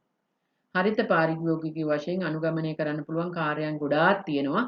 මම එකක් තමයි අර කිව්වේ අපි ඇසුරුම් පොලිතීන් වගේ දි รา පත් නොවන ඇසුරුම් භාවිතා කිරීම, ඒ වගේ දි รา පත් වෙන දේවල් අවම විදියට භාවිතා කිරීම සහ භාවිතා කරන්න වුණොත් ඒව විධිමත්ව කසල බැහැර කිරීමට යොමු කිරීම. ඒ වගේම ශිෂ්‍යාවක් විදිහට ඕගොල්ලන්ට පාසලේදී ඒ වගේ කටයුතු කරන්න පුළුවන්. ඒ වගේම අපි ආහාරයට ගන්න දේවල් පුළුවන් තරම් පරිසරයට හානියක් නොවන ආහාර ද්‍රව්‍ය ගන්න පුළුවන්. ඊළඟට ඔය කෘෂිකාර්මික දේවල් පුළුවන් තරම් අපි ආහාරයට ගන්නවා නම් ඒ වගේම වගා කටයුතු වලදී වැඩිහිටියන්ට අවබෝධයක් ලබා දෙනවා නම් කෘමිනාශක වගේ දේවල් භාවිතා කරන්නේ නැතුව කාබනික පොහොර වගේ දේවල් වලට යොමු වෙන අන්න ඒ වගේ ගොඩාක් කරුණු ටිකක් තියෙනවා අපිට අනුගමනය කරන්න හරිත පාරිභෝගිකයෙක් විදියට ඔබට අනුගමනය කරන්න පුළුවන් ගොඩාක් තියෙනවා. මම මෙතෙන්දී ඒව ඇතුළත් කරලා නැහැ. නමුත් ඔබට උදාහරණ වශයෙන් කියලා කීපයක් ඇතුළත් කරන්න පුළුවන් ඔය මම කිව්වා වගේ. ඊළඟට තවත් කෙටි සටහනක් ගැන අපි බලමු. බ්ලාන්චීකරණය. ආහාර පරිරක්ෂණය යටතේ එන සංකල්පයක් බ්ලාන්චීකරණය. එහෙම නැත්නම් මේකට අපි කියනවා සුබ්‍රීකරණය කියලා. බ්ලාන්ච් කිරීම කියලා 11 පන්තියේදී 10 පන්තියේදී ඕගොල්ලෝ ඉගෙන ගත්තා. ඒක දීර්ඝව දැන් බ්ලාන්චීකරණය හා සුබ්‍රීකරණය කියලා උසස් පෙළදී අපි තවදුරටත් ඉගෙන ගන්නවා. ඒතර බ්ලාන්චීකරණය සුබ්‍රීකරණය ලෙසද හඳුන්වයි. මේ එළවලු වියලීම, ටින් කිරීම, අදිශීත කිරීම වගේ පරිරක්ෂණ ක්‍රමවලදී ඒ අදාළ පරිරක්ෂණ ක්‍රමවලට වඩා කලින් මුලින් කරන పూర్ව ප්‍රතිකාරයක් විදිහට තමයි බ්ලාන්චීකරණය කරන්නේ. ඒ කියන්නේ පරිරක්ෂණය කරන්න, ටින් කරන්න, වියලන්න, සීත කරන්න වගේ දේවල් වලට ගන්න ඒ ආහාර ද්‍රව්‍ය වල එන්සයිම අක්‍රිය කරලා පරිරක්ෂණ කටයුතු වලට යොදා ගන්නවා. ඒකෙන් ඒකේ යහපත ආරක්ෂා වෙනවා. හොඳ කාලයක් පවත්ව ගන්න මේ පරිරක්ෂිත ක්‍රම නිසි විදිහට සුරක්ෂිතව තබා ගන්න උදව් වෙනවා. ඒ ආහාර වැඩි කාලයක් පවත්ව ගන්න උදව් වෙනවා. ඒ සඳහා පරිරක්ෂණ ක්‍රියාවලියේදී මුලින් කරන పూర్වයෙන් කරන ප්‍රතිකාරයක් විදිහට තමයි මේ සුප්‍රීකරණය හෙවත් බ්ලාන්චීකරණය හඳුන්වන්නේ. ඒ අනුව අදාළ පරිරක්ෂණ ක්‍රමය සිදු කිරීමට පෙර සිදු කරන පෙර සැකසුම් ක්‍රමයක් කියලත් හඳුන්වන්න පුළුවන්. බ්ලාන්චීකරණය කරන්නේ බොහෝ දුරට එක එක ආහාර වර්ගයේ අනුව උණුසුම් සාමාන්‍යයෙන් සෙල්සියස් අංශක 100 වගේ උෂ්ණත්වයට වඩා ටිකක් පහළ උෂ්ණත්වයට උණු කරපු උණු වතුරේ අදාළ ආහාර වර්ගය ගිල්වලා විනාඩි 2 ඉඳලා විනාඩි 5 වගේ අතර කාලයක් තියලා ගන්න ඕන. ඒ කාලය තීරණය කරන්නේ අපි බ්ලාන්චීකරණයට යොදා ගන්න ආහාර වර්ගය අනුව. දැන් තක්කාලි වගේ එකක් විනාඩි 2කින් විතර බ්ලාන්ච් කරලා ගන්න පුළුවන්. එතකොට කරන්නේ යම්කිසි ගැඹුරු භාජනයකට අදාළ ආහාර වර්ගය දාලා අර සෙන්ටිග්‍රේඩ් අංශක 100ට වඩා උෂ්ණත්වය අඩු උණුසුම් වතුර ඒ භාජනයට දාලා ටික වෙලාවක් තියෙනවා. ඒ තියලා ඉවර වෙලා ටික වෙලාවක් කියන්නේ ටික වෙලාව තීරණය කරන්නේ ආහාර වර්ගය අනුව. ඊට පස්සේ ඒක ඒ වතුර පෙරලා අරගෙන නැවත සීතල වතුරෙන් සෝදාන්න ඕන. එතකොට තමයි ඒකේ අදාළ ඒ ඉතිරි කාර්යයන් පහසු වෙන්නේ. එතකොට මේ බ්ලාන්චීකරණයෙන් බලාපොරොත්තු වෙන ප්‍රධානම අරමුණ තමයි ඒ ආහාරවල තියෙන අපි දන්නවා ගහකින් ගෙඩියක් හදාගත්තා කියලා ඒකේ ඉස්සරහට වෙනස් වීම නවතින්නේ නැහැ. එන්සයිම වල ක්‍රියාකාරීත්වය දිගින් දිගටම තියෙනවා. ස්වයං වියෝජනය වෙනවා. එතකොට ඒ එන්සයිම වල ක්‍රියාකාරීත්වය නැවැත්තුවාම තමයි ඒකේ ඉස්සරහට වෙන ඒ ක්‍රියාකාරීත්වයේ ස්වයං වියෝජනය නවතින්නේ. අන්නේ එන්සයිම ක්‍රියාකාරීත්වය නවත්තන්න තමයි මේ බ්ලාන්චීකරණය ප්‍රධාන වශයෙන් සිද්ධ කරන්නේ. ඒතර ආහාරය අර වගේ උණු වතුරේ ගිල්වලා තියලා ඊට පස්සේ සමහර වෙලාවට අපිට පුළුවන් උණුව දැන් ගොඩක් වෙලාවට ওই කර්මාන්ත ශාලාවල විශාල වශයෙන් කරන තැන්වලදී අපි තක්කාලි ගෙඩියක් දෙකක් දානවා වගේ නෙවෙයි විශාල ටොං ගණන් දාලා තමයි කරන්නේ. එතකොට උණු වතුර වල ගිල්වලා බස්සලා ගන්න තරම් නෙවෙයි ඉතා කාර්යක්ෂමව කර්මාන්ත ශාලාවල කරනකොට මේ මැෂින් වල මේ ආහාර ද්‍රව්‍ය ගමන් කරන මේ පටි වලින් මේ මැෂින් වල ගමන් කරද්දිම සමහර අවස්ථාවලදී අධික උණුසුම් වාෂ්ප ඒ ආහාරය මත ගැටෙන්න සලස්වනවා. එතකොටත් ඒ උණුසුම් වාෂ්ප මගිනුත් අර බ්ලාන්චීකරණ ක්‍රියාවලිය සිද්ධ වෙනවා. ඒ වගේම කර්මාන්ත ශාලාවලදී උණු වතුර භාජනවල ඒ කියන්නේ අදාළ විදිහට මැෂින් වල උණු වතුර වල ගිල්වලා ක්‍රමානුකූලව ඒ අඩු කාලයකින් ගමන් කරන්න සකස් කරලා තියෙන අවස්ථාවක් තියෙනවා. එතකොට අධික උණුසුම් වාෂ්පයෙන් බ්ලාන්ච් කරන්නත් පුළුවන්. අධික නෙමෙයි උණුසුම් සෙන්ටිග්‍රේඩ් අංශක 100ට වඩා අඩු උෂ්ණත්වය සහිත ජලයෙන් උණු වතුරෙන් බ්ලාන්ච් කරන්නත් පුළුවන්. ඒ වගේම මයික්‍රෝවේව් උඳුනක විනාඩියක් විතර තියලා බ්ලාන්ච් කරලා ගන්නත් පුළුවන්. වතුර එක ඇල් වතුර එක තියලා බ්ලාන්ච් වතුර කියන්නේ ඇල් වතුර භාජනයකට අදාළ ආහාර දාලා විනාඩි 1ක් විතර මයික්‍රෝවේව් උඳුනේ තියලා බ්ලාන්චීකරණය කරලා ගන්නත් පුළුවන්. ඒතර ක්‍රම තුනකින් අපිට කරගන්න පුළුවන්. ගොඩක් වෙලාවට අපි ගෙදරක කරනකොට උණු වතුර භාජනයකට දාලා හෝ මයික්‍රෝවේව් oven එකක් තියෙනවා ඒකේ දාලා ගන්න පුළුවන්. ඒතර බ්ලාන්චීකරණයෙන් පසු මේ ආහාර සීතල ජලයේ ගිල්වලා හොදන්න ඕන. ඒ වගේම මේ ඒකෙන් අපේ ඉදිරි කටයුතු එහෙම නැත්නම් බ්ලාන්චීකරණයෙන් පස්සේ ආහාර සකස් කිරීමට පහසුවක් වෙනවා. ඒකට ඒ වගේම ඒකේ අර වර්ණය ආරක්ෂා කරගන්න එහෙම උදව් වෙනවා සීතල ජලයේ ඔබලා තියාගන්න එක ටික වෙලාවක්.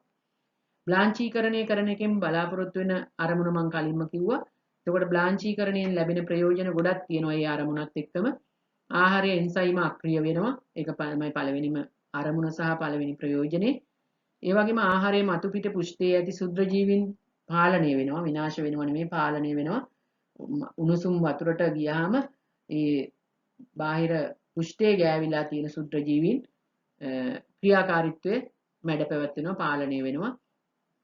ඒ වගේම ආහාරයේ වර්ණය නොවෙනස්ව පවත්වා ගන්න උදව් වෙනවා.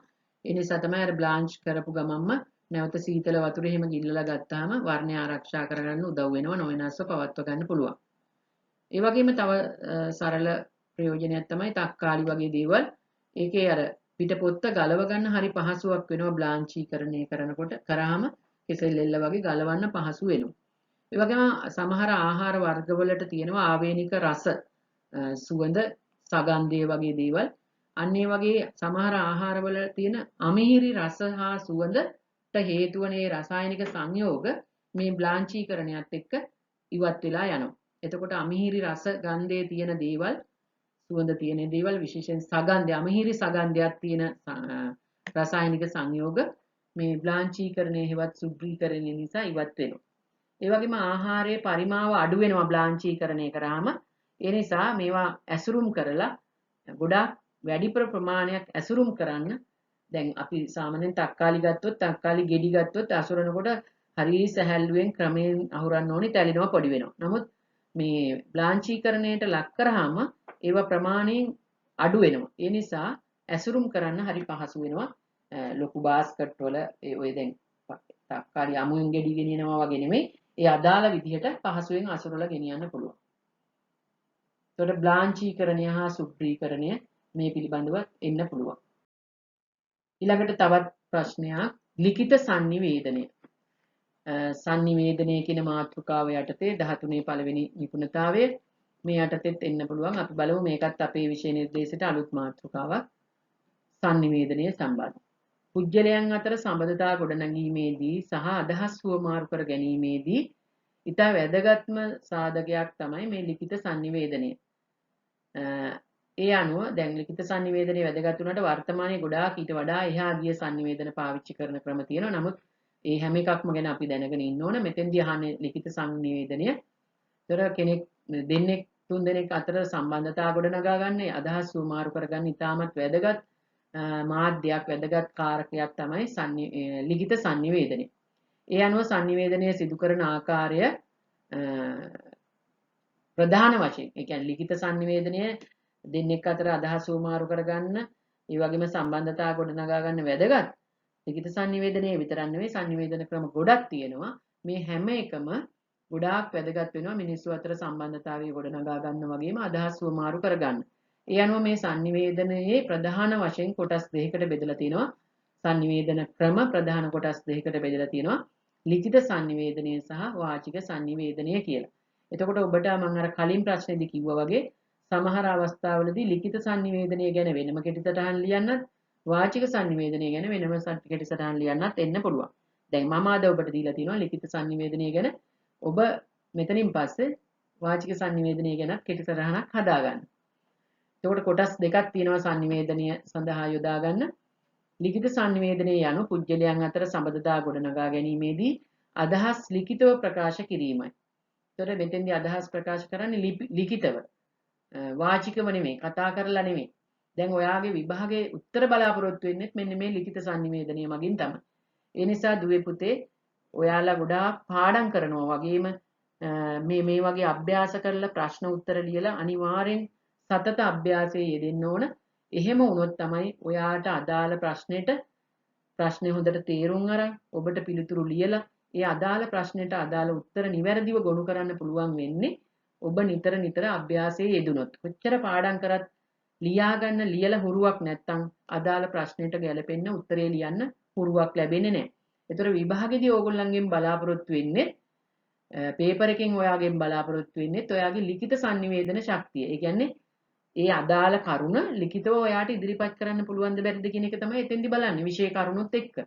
ඒ නිසා ලිඛිත sannivedana පුජ්‍යලීන් අතර sannivedana ගොඩනගා ගන්න වගේම අදහස් ගොඩනගා ගන්න වගේම අපේ විවිධ රාජකාරී කටයුතු වලදීම අධ්‍යාපන කටයුතු වලදීත් ඉතා වැදගත් වෙනවා. එතකොට ලිඛිත අපේ ලිඛිතව අදහස් ප්‍රකාශ කරන්න පුළුවන් ක්‍රම ගොඩාක් තියෙනවා වර්තමානයේ වෙනකොට නවීන තාක්ෂණයත් එක්ක ගොඩාක් ලිඛිත sannivedana ක්‍රම අපිට හඳුන්වලා දීලා තියෙනවා. මුලින්ම අපි කිව්වේ අපි සාමාන්‍යයෙන් ලිපියක් ලියලා තමයි කෙනෙකුට අදහසක් ප්‍රකාශ කරන්නේ. සමහරවිට අද දවසේ ලියුම ලිව්වා නම් තව සති දෙකක් විතර යනවා. ඒ අදාළ කෙනාට ඒ පණිවිඩය ගිහිල්ලා. සමහරවිට එයාගෙන් අපිට පණිවිඩය එනවා නම් තවත් සති දෙකක් විතර යනවා. ඒ වගේ අර ගොඩක් ඉස්සෙල්ලා මුලින් පාවිච්චි කරපු ක්‍රමවල ගොඩක් ගැටලු තියෙනවා. නමුත් පළවෙනිම ලිඛිත sannivedana යොදා ගන්න පළවෙනි ක්‍රමය තමයි ලිපි මගින් ලියුම් ලියලා. එතකොට ඊට පස්සේ වර්තමානයේ වෙනකොට ගොඩාක් දියුණු වෙලා තියෙනවා මේ ලිඛිත sannivedana කෙටි පණිවිඩ මගින් SMS මගින්. ඒ වගේම ඊමේල් මගින් පිට රටක ඉන්න කෙනෙකුට වුණත් මේ ෂණයෙන් තප්පරෙන් අපිට ඊමේල් එකක් මගින් අපේ අදහස දක්වන්න පුළුවන්. ලියුමක් ලියලා ඉස්සෙල්ලා අපේ ගමක කෙනෙක් තව ගමකට යවන්නත් දවස් 3ක් විතර යනවා. නමුත් මේ වර්තමානයේ වෙනකොට විශ්වීය ගම්මානයක් බවට ලෝකය පත් වුණාට පස්සේ ගෝලීයකරණයත් එක්ක මේ කියන ඊමේල් තාක්ෂණය මගින් එහෙම නැත්නම් නව තාක්ෂණයත් එක්ක ඊමේල් භාවිතය නිසා ලෝකයේ ඕනම තැනක වෙන දෙයක් මේ තව පොඩ්ඩකින් අපිට දැනගන්න පුළුවන් තරම් තාක්ෂණයේ දියුණු වෙලා තියෙනවා. ඒ අනුව ඊමේල් එකකින් පිටරටක ඉන්න කෙනෙක්ගෙන් අපි මෙහි ඉඳලා පිටරටේ ඉන්න කෙනෙකුට මේ දැන් ඕන දේ තව තප්පරයකින් මෙහෙන් යවන පමාවට එහෙන් දැනගන්න පුළුවන්. ඒ තරම් හොඳ ඉතාමත් වේගවත් හොඳ sannivedana මාධ්‍යයක් තමයි ලිඛිත ඊමේල් මගින් පණිවිඩය යවන එක. ඒ වගේම තමයි කෙටි පණිවිඩත් ඔයගොල්ලෝ ගොඩක් වෙලාවට ෆෝන් එක ගත්තාම යාළුවන්ට එහෙම කතා බහ කරනවා අඩුයි, ලියනවා අඩුයි. SMS වලින් තමයි හැම පණිවිඩයක්ම දෙන්නේ. ඊළඟට ඊට අමතරව දැන් වර්තමානයේ වෙනකොට වෙනත් සමාජ මාධ්‍ය ජාලා තියෙනවා. ඒවත් මේ යටතට ගන්න පුළුවන්. ඒ වගේම පෝස්ටර් හා දැන්වීම් මගින්. ගොඩාක් වෙලාවට ඔය විශේෂ දැන්වීම් පාරේ යනකොට දකින්න ලැබෙන ඕන තරම් විවිධ පෝස්ටර් දැන්වීම්. එතකොට ඒක කාටද පොදුවේ එක්කෙනෙකුට කියලා නෙවෙයි ඕන කෙනෙකුට දකින අයට ඒ අදාළ කාරණේ ගැන දැනගන්න පුළුවන්. දැන්වීම් හා පෝස්ටර්. ඒතර මේ වගේ ලිඛිත sannivedana මාර්ග ගොඩාක් තියෙනවා. එතන මේ ලිඛිත sannivedanaයේ වාසි තියෙනවා ගොඩක්. එකක් තමයි වාචිකව කිව්වහම ඒ වෙලාවට කිව්ව විතරයි කවුරුත් ඒක ඒ කියපු දෙන්නා විතරයි දන්නේ. බොරු කියලා කියන්නත් පුළුවන් තව කෙනෙකුට පස්සේ ඕනේ වුණොත්. කේලමක් වුණත් කියනවනේ සමහර අය. ඒකට ආන්නේ නෑ මම නම් කිව්වේ නෑ කියලා කියපු එකක් කියන්න පුළුවන්. නමුත් මේ ලිඛිත sannivedanaයේදී ඒ ලිඛිතව දීලා තියෙන දේ SMS එකක් වෙන්න පුළුවන්, ලිපියක් වෙන්න පුළුවන්, ඊමේල් එකක් වෙන්න පුළුවන්, පෝස්ටරයක් වෙන්න පුළුවන්. ඒ දේ නැවත නැවත අධ්‍යයනය කරන්න පුළුවන්. අපිට යම්කිසි කාරණයක් ගැන මතක නැත්නම් අර ලිපිය අරගෙන බලන්න ඕනේ මොනවද මේ කියලා තියෙන්නේ, මොනවද ඉල්ලලා තියෙන්නේ, මොනවද අහලා තියෙන්නේ. නැවත නැවත අධ්‍යයනය කරන්න පුළුවන්. ඒ වගේම ගොනු කරලා පස්සේ පාවිච්චි කරන්න තියාගන්න පුළුවන්. ඒ වගේම ලිඛිත සාක්ෂියක් ලෙස දැන් නඩුවකට එහෙම නැත්නම් මොනවා හරි ගැටලුවකදී ලිඛිත සාක්ෂියක් විදිහට මේ ලිපියක්, කෙටි පණිවිඩයක්, ඊමේල් එකක් වගේ දෙයක් යම් කිසි දෙයක් ඔප්පු කරන්න ලිඛිත සාක්ෂියක් විදිහට ඉදිරිපත් කරන්න අවස්ථාව තියෙනවා. ඒ වගේම අපැහැදිලි නම් නැවත පැහැදිලි කරගන්න අවස්ථාවක් ලැබෙනවා. අපිට සමහරවිට දැකපු ගමන් ඒක තේරුම් ගත්ත වැරදි වෙන්න පුළුවන්. නමුත් තියාගෙන පස්සේ හිමින්ට නිදහසේ බලලා ගැටලු निराකරණය කරගන්න අවස්ථාව ලැබෙනවා. නමුත් කියපු දෙයක් ඒ පළවෙනි සැරේ කියපු දේ නෙවෙයි වෙන්න පුළුවන් ඊගව සැරේ කියන්නේ. එතකොට කියපු දේ තේරුම් ගන්න ටිකක් අපහසු වගේම කියපු දේ ක්ෂණිකයි. නමුත් මේ ලිඛිත දෙයක් නැවත නැවත පැහැදිලි කරලා අවබෝධ කරගන්න පුළුවන්. ඒ වගේම මේ ඔප්පු කරන්න හැකියාව අර ඉස්සෙල්ලා වගේ ලිඛිත සාක්ෂියක් විදිහට ඔප්පු කරලා පෙන්වන්න පුළුවන්. මේක මෙහෙම කරා කියලා ඔප්පු කරන්න වගේ හැකියාවක් තියෙනවා. ඒ නිසා ලිඛිත sannivedanaya වාසි තියෙනවා. ඊළඟට අපි බලමු සංසිද්ධි කතිකාවත. සංසිද්ධි කතිකාවත. මේකත් sannivedana කියන මාතෘකාව යටතේ තියෙන තවත් සංකල්පයක්. පිරිසක් අතර sannivedanaya ගොඩනගා ගන්නකොට තබාගත යුතු මේ තව වැදගත් අවස්ථාවක් අන්තර්පුජ්‍යල සම්බන්ධතාවයේදී ඒ කියන්නේ පිරිසක් අතර අන්‍යෝන්‍ය සම්බන්ධතාව ගොඩනගා ගන්නකොට ඉතාමත් වැදගත් අවස්ථාවක් තමයි සංසිද්ධි කතිකාවත කියලා කියන්නේ. අපි සමහරවිට කෙනෙක් දෙන්නෙක් වෙන්න පුළුවන්, පිරිස වැඩි වෙන්න පුළුවන්. වැඩියෙන් පිරිසක් එකතු වෙලා සාකච්ඡා කරනකොට විවිධ අයගේ අදහස් වලට විරුද්ධ වෙන්න, එකඟ වෙන්න වෙන අවස්ථා තියෙනවා. ගැටුම් ඇති වෙන අවස්ථා. අන්නේ ගැටුම් අවම කරගන්න මේ සංසිද්ධි කතිකාවත ගොඩක් උදව් වෙනවා. අපි බලමු මොකක්ද ඒකෙන් කියන්නේ කියලා. පුජ්‍යල සම්බන්ධතා ගොඩනැගීමේදී මේ ඉතා අත්‍යවශ්‍ය වෙනවා. අපගේ අදහස් සෑම විටම අන් අය සමග එකඟ නොවේ. පිරිසක් වැඩිපුර ඉන්නකොට හැම එක්කෙනාගේම අදහස් එක වගේ නෙමෙයි. විශේෂයෙන් දැන් ඕගොල්ලන්ගේ වයසේ දූල පුතාලා සමවයස් කණ්ඩායම් ඇසුර ලබනවනේ ගොඩාක් වෙලාවට එකතු වෙනවනේ සමවයසේ අය. නමුත් එක වයසෙම එකම වයසේ එකම පන්තියේ වුණත් ගැහැණු පිරිමි ભેදයක් නැතුව අපි එකතු වෙනවා සමවයස් කණ්ඩායම් විදියට. ඒ එකතු වෙන 5 දෙනෙක් ගත්තොත් 5 දෙනාගේ අදහස් පහක් තියෙන්නේ. නමුත් ඔය සමවයස් කණ්ඩායම් වලදී බොහෝ දුරට හැමෝගෙම අදහසට ඇහුම්කන් දීලා අවසානයේ කාගේ හරි අදහසකට එකඟ වෙලා යහපත් දෙයක් කරන්න පෙළඹෙනවා. ඒක තමයි යහපත් සමවයස් කණ්ඩායමක තියෙන්න ඕනේ ලක්ෂණය. අන්න ඒක තමයි පුතේ මෙතනත් මේ සංසිද්ධි කතිකාවතක් කියලා කියන්නේ. අපි බලමු යම්කිසි පිරිසක් එක්ක අදහස් වමාරු කරගන්නකොට අනිත් අයත් එක්ක හැමෝම එකඟ වෙන්නේ නැහැ. නමුත් එකඟ නොවිත් බෑ. එක එක්කෙනාට විරුද්ධ වෙලා ඉන්නත් බෑ. එතකොට එතන අන්තර් සම්බන්ධතාවයක් ගොඩ නැගෙන්නේ නැහැ. අර ඒ වගේ පිරිසක් එක්ක කතා කරනකොට අදහස් හුවමාරු කරනකොට හැමෝගෙම අදහස් එකඟ නොවන වෙලාවට සාකච්ඡා මගින් ඵලදායී තීරණයකට පැමිණීමට සිද්ධ වෙනවා. ඒ කියන්නේ හැමෝම කතා බහ කරලා තීරණයක් ගන්න ඕන යහපත් දෙයක්, හරි දෙයක්. අන්නේ යහපත් තීරණේ ගන්න ඒ හැමෝම ඒකාබද්ධව කටයුතු කරන එක තමයි සංසිද්ධි කතිකාවත කියලා කියන්නේ. එහිදී සමහර විට දෙපාර්ශ්වයට තමන්ගේ මතවාදය යම්කිසි ප්‍රමාණයකට ලිහිල් කරන්න සිද්ධ වෙනවා. ඒ කියන්නේ මම කියන දේම හරි නෑ කියලා අනිත් අය පිළිගන්නේ නැත්නම් මමත් සරල වෙන්න ඕන, අනිත් අයත් සරල වෙන්න ඕනේ. හැමෝම ටික ටික සරල වෙවි හැමෝගෙම පොදු අදහසට එකඟ වෙනවා කියන එක තමයි මේ සංසිද්ධි කතිකාවත කියලා කෙටියෙන්ම කිව්වොත් කියන්නේ. එතකොට දෙපාර්ශ්වයක තමන්ගේ මතවාදය යම්කිසි ප්‍රමාණයකට ලිහිල් කිරීම සඳහා යම්කිසි කැපවීමක් කරන්න ඕන. නෑ නෑ මම කියන දේමයි හරියන්නේ මගේ තීරණේ තමයි හරියන්න ඕන කියලා කියන්න බෑ. එවිට අවසානයේ අප බලාපොරොත්තු වන ප්‍රතිඵලය පුද්ගල සම්බන්ධතාවලට හානි නොවන පරිදි සම්බන්ධතාවය ගොඩනගා ගන්න පුළුවන්. වැඩි පිරිසක් එක්ක වැඩ කරනකොට වැඩි දෙනාගේ යහපත් තීරණයට හැමෝම අඩු වැඩි වශයෙන් කැපකිරීම කරලා එකඟ වෙනවා නම් අන්න ඒක තමයි සංසිද්ධි කතිකාවත. එතකොට එහෙම අන් අයගේ මත ගරු කරලා අන් අයගේ අදහස් වලට අහුම්කම් දීලා ඒවා අනුමත කරලා යහපත් තීරණයක් ගන්න පෙළඹීම තුලින් යහපත් අන්තර් සම්බන්ධතාවයක් ගොඩනගා ගන්න පුළුවන්. ඉන්නේ ක්‍රියාවලිය තමයි මේ සංසිද්ධි කතිකාවත කියලා කියන්නේ. උදාහරණයක් විදිහට ආයතනයක ප්‍රධානියා හා යම්කිසි පුද්ගලයෙක් අතර තියෙන සාකච්ඡා. අපි හිතමුකෝ ඔයාලා නම් ඉස්කෝලේනේ. ඔයයි ටීචර්යි කියන්නකෝ. ඔයයි ටීචර්යි අතර හිතනවා අපි ගමනක් ට්‍රිප් එකක් යන කතා වෙනවා ළමයිනුයි ටීචර්. ඒතර ළමයි හොෝ ගාලා කෑ ගහලා අර යම් මෙහෙයන් මේක බලමු අරක බලමු කියලා කතා කරනවා. ටීචර්ත් අදහස් යොමු කරනවා. ඒතකොට ටීචර් හැම පැත්තෙම අත්දැකීම් බහුල කෙනෙක් විදිහට ළමයින්ට ගැළපෙන ළමයින්ට සුදුසු කාලයට උචිත යන්න වෙලාව තියෙන ප්‍රමාණය අනුව නෑ පුතේ මෙන්න මෙහෙම තමයි අපිට යන්න වෙන්නේ මේ කාලේ තමයි ගත කරන්න වෙන්නේ මෙච්චර වෙලාව තියෙන්නේ ඒ අනුව අපි තීරණය කරන්න ඕන කියලා අන්න එහෙම යහපත් විදිහට එයාලට පැහැදිලි කරලා දීලා අන්න අවසානයේ දරුවොත් කැමති වෙලා ටීචර්ගේ අදහසට හෝ ඊළඟට ටීචර්ගේ කියන එකෙත් මොන හරි දෝෂයක් තියෙනවා නම් ටීචර්ත් පිළි අරගෙන ළමයින්ගේ මේ හැමෝගෙම අදහස අරගෙන යහපත් තීරණයකට එනවනම් අන්න එතන ඔබ ඇති කරගත්ත සංසිද්ධි කතිකාවත. ඒ වගේම ගෙදරක ස්වාමි පුරුෂයයි ස්වාමි බිරිඳයි අතරත් බොහෝ දුරට මත ගැටුම් ඇති වෙන්න පුළුවන්. සමහරවිට ගෙවල් හදනකොට දරුවන්ගේ ප්‍රශ්නවලදී විවිධ ගැටලු ගමන් බිමන් යාමේදී ඔය වගේ මේ මත ගැටුම් ඇති වෙන්න පුළුවන්. ඒ වගේ හැම වෙලාවකදීම දෙන්නම කැපකිරීම කරන්න ඕන. දෙන්නම නෑ මම තමයි ප්‍රධානියා කියලා පිරිමියා වැඩි තැන ගන්නත් බෑ. කාන්තාව වැඩි තැන ගන්නත් බෑ. දෙන්නම දෙපැත්තෙම අදහස් ඉතාමලලා හැමෝටම දරුවන්ට සහ පවුලටම උචිත සාධාරණ තීරණයක් ගන්න එකඟ වෙන එක දෙන්නම එකඟ වෙන එක තමයි සංසිද්ධි කතිකාවත කියලා කියන්නේ.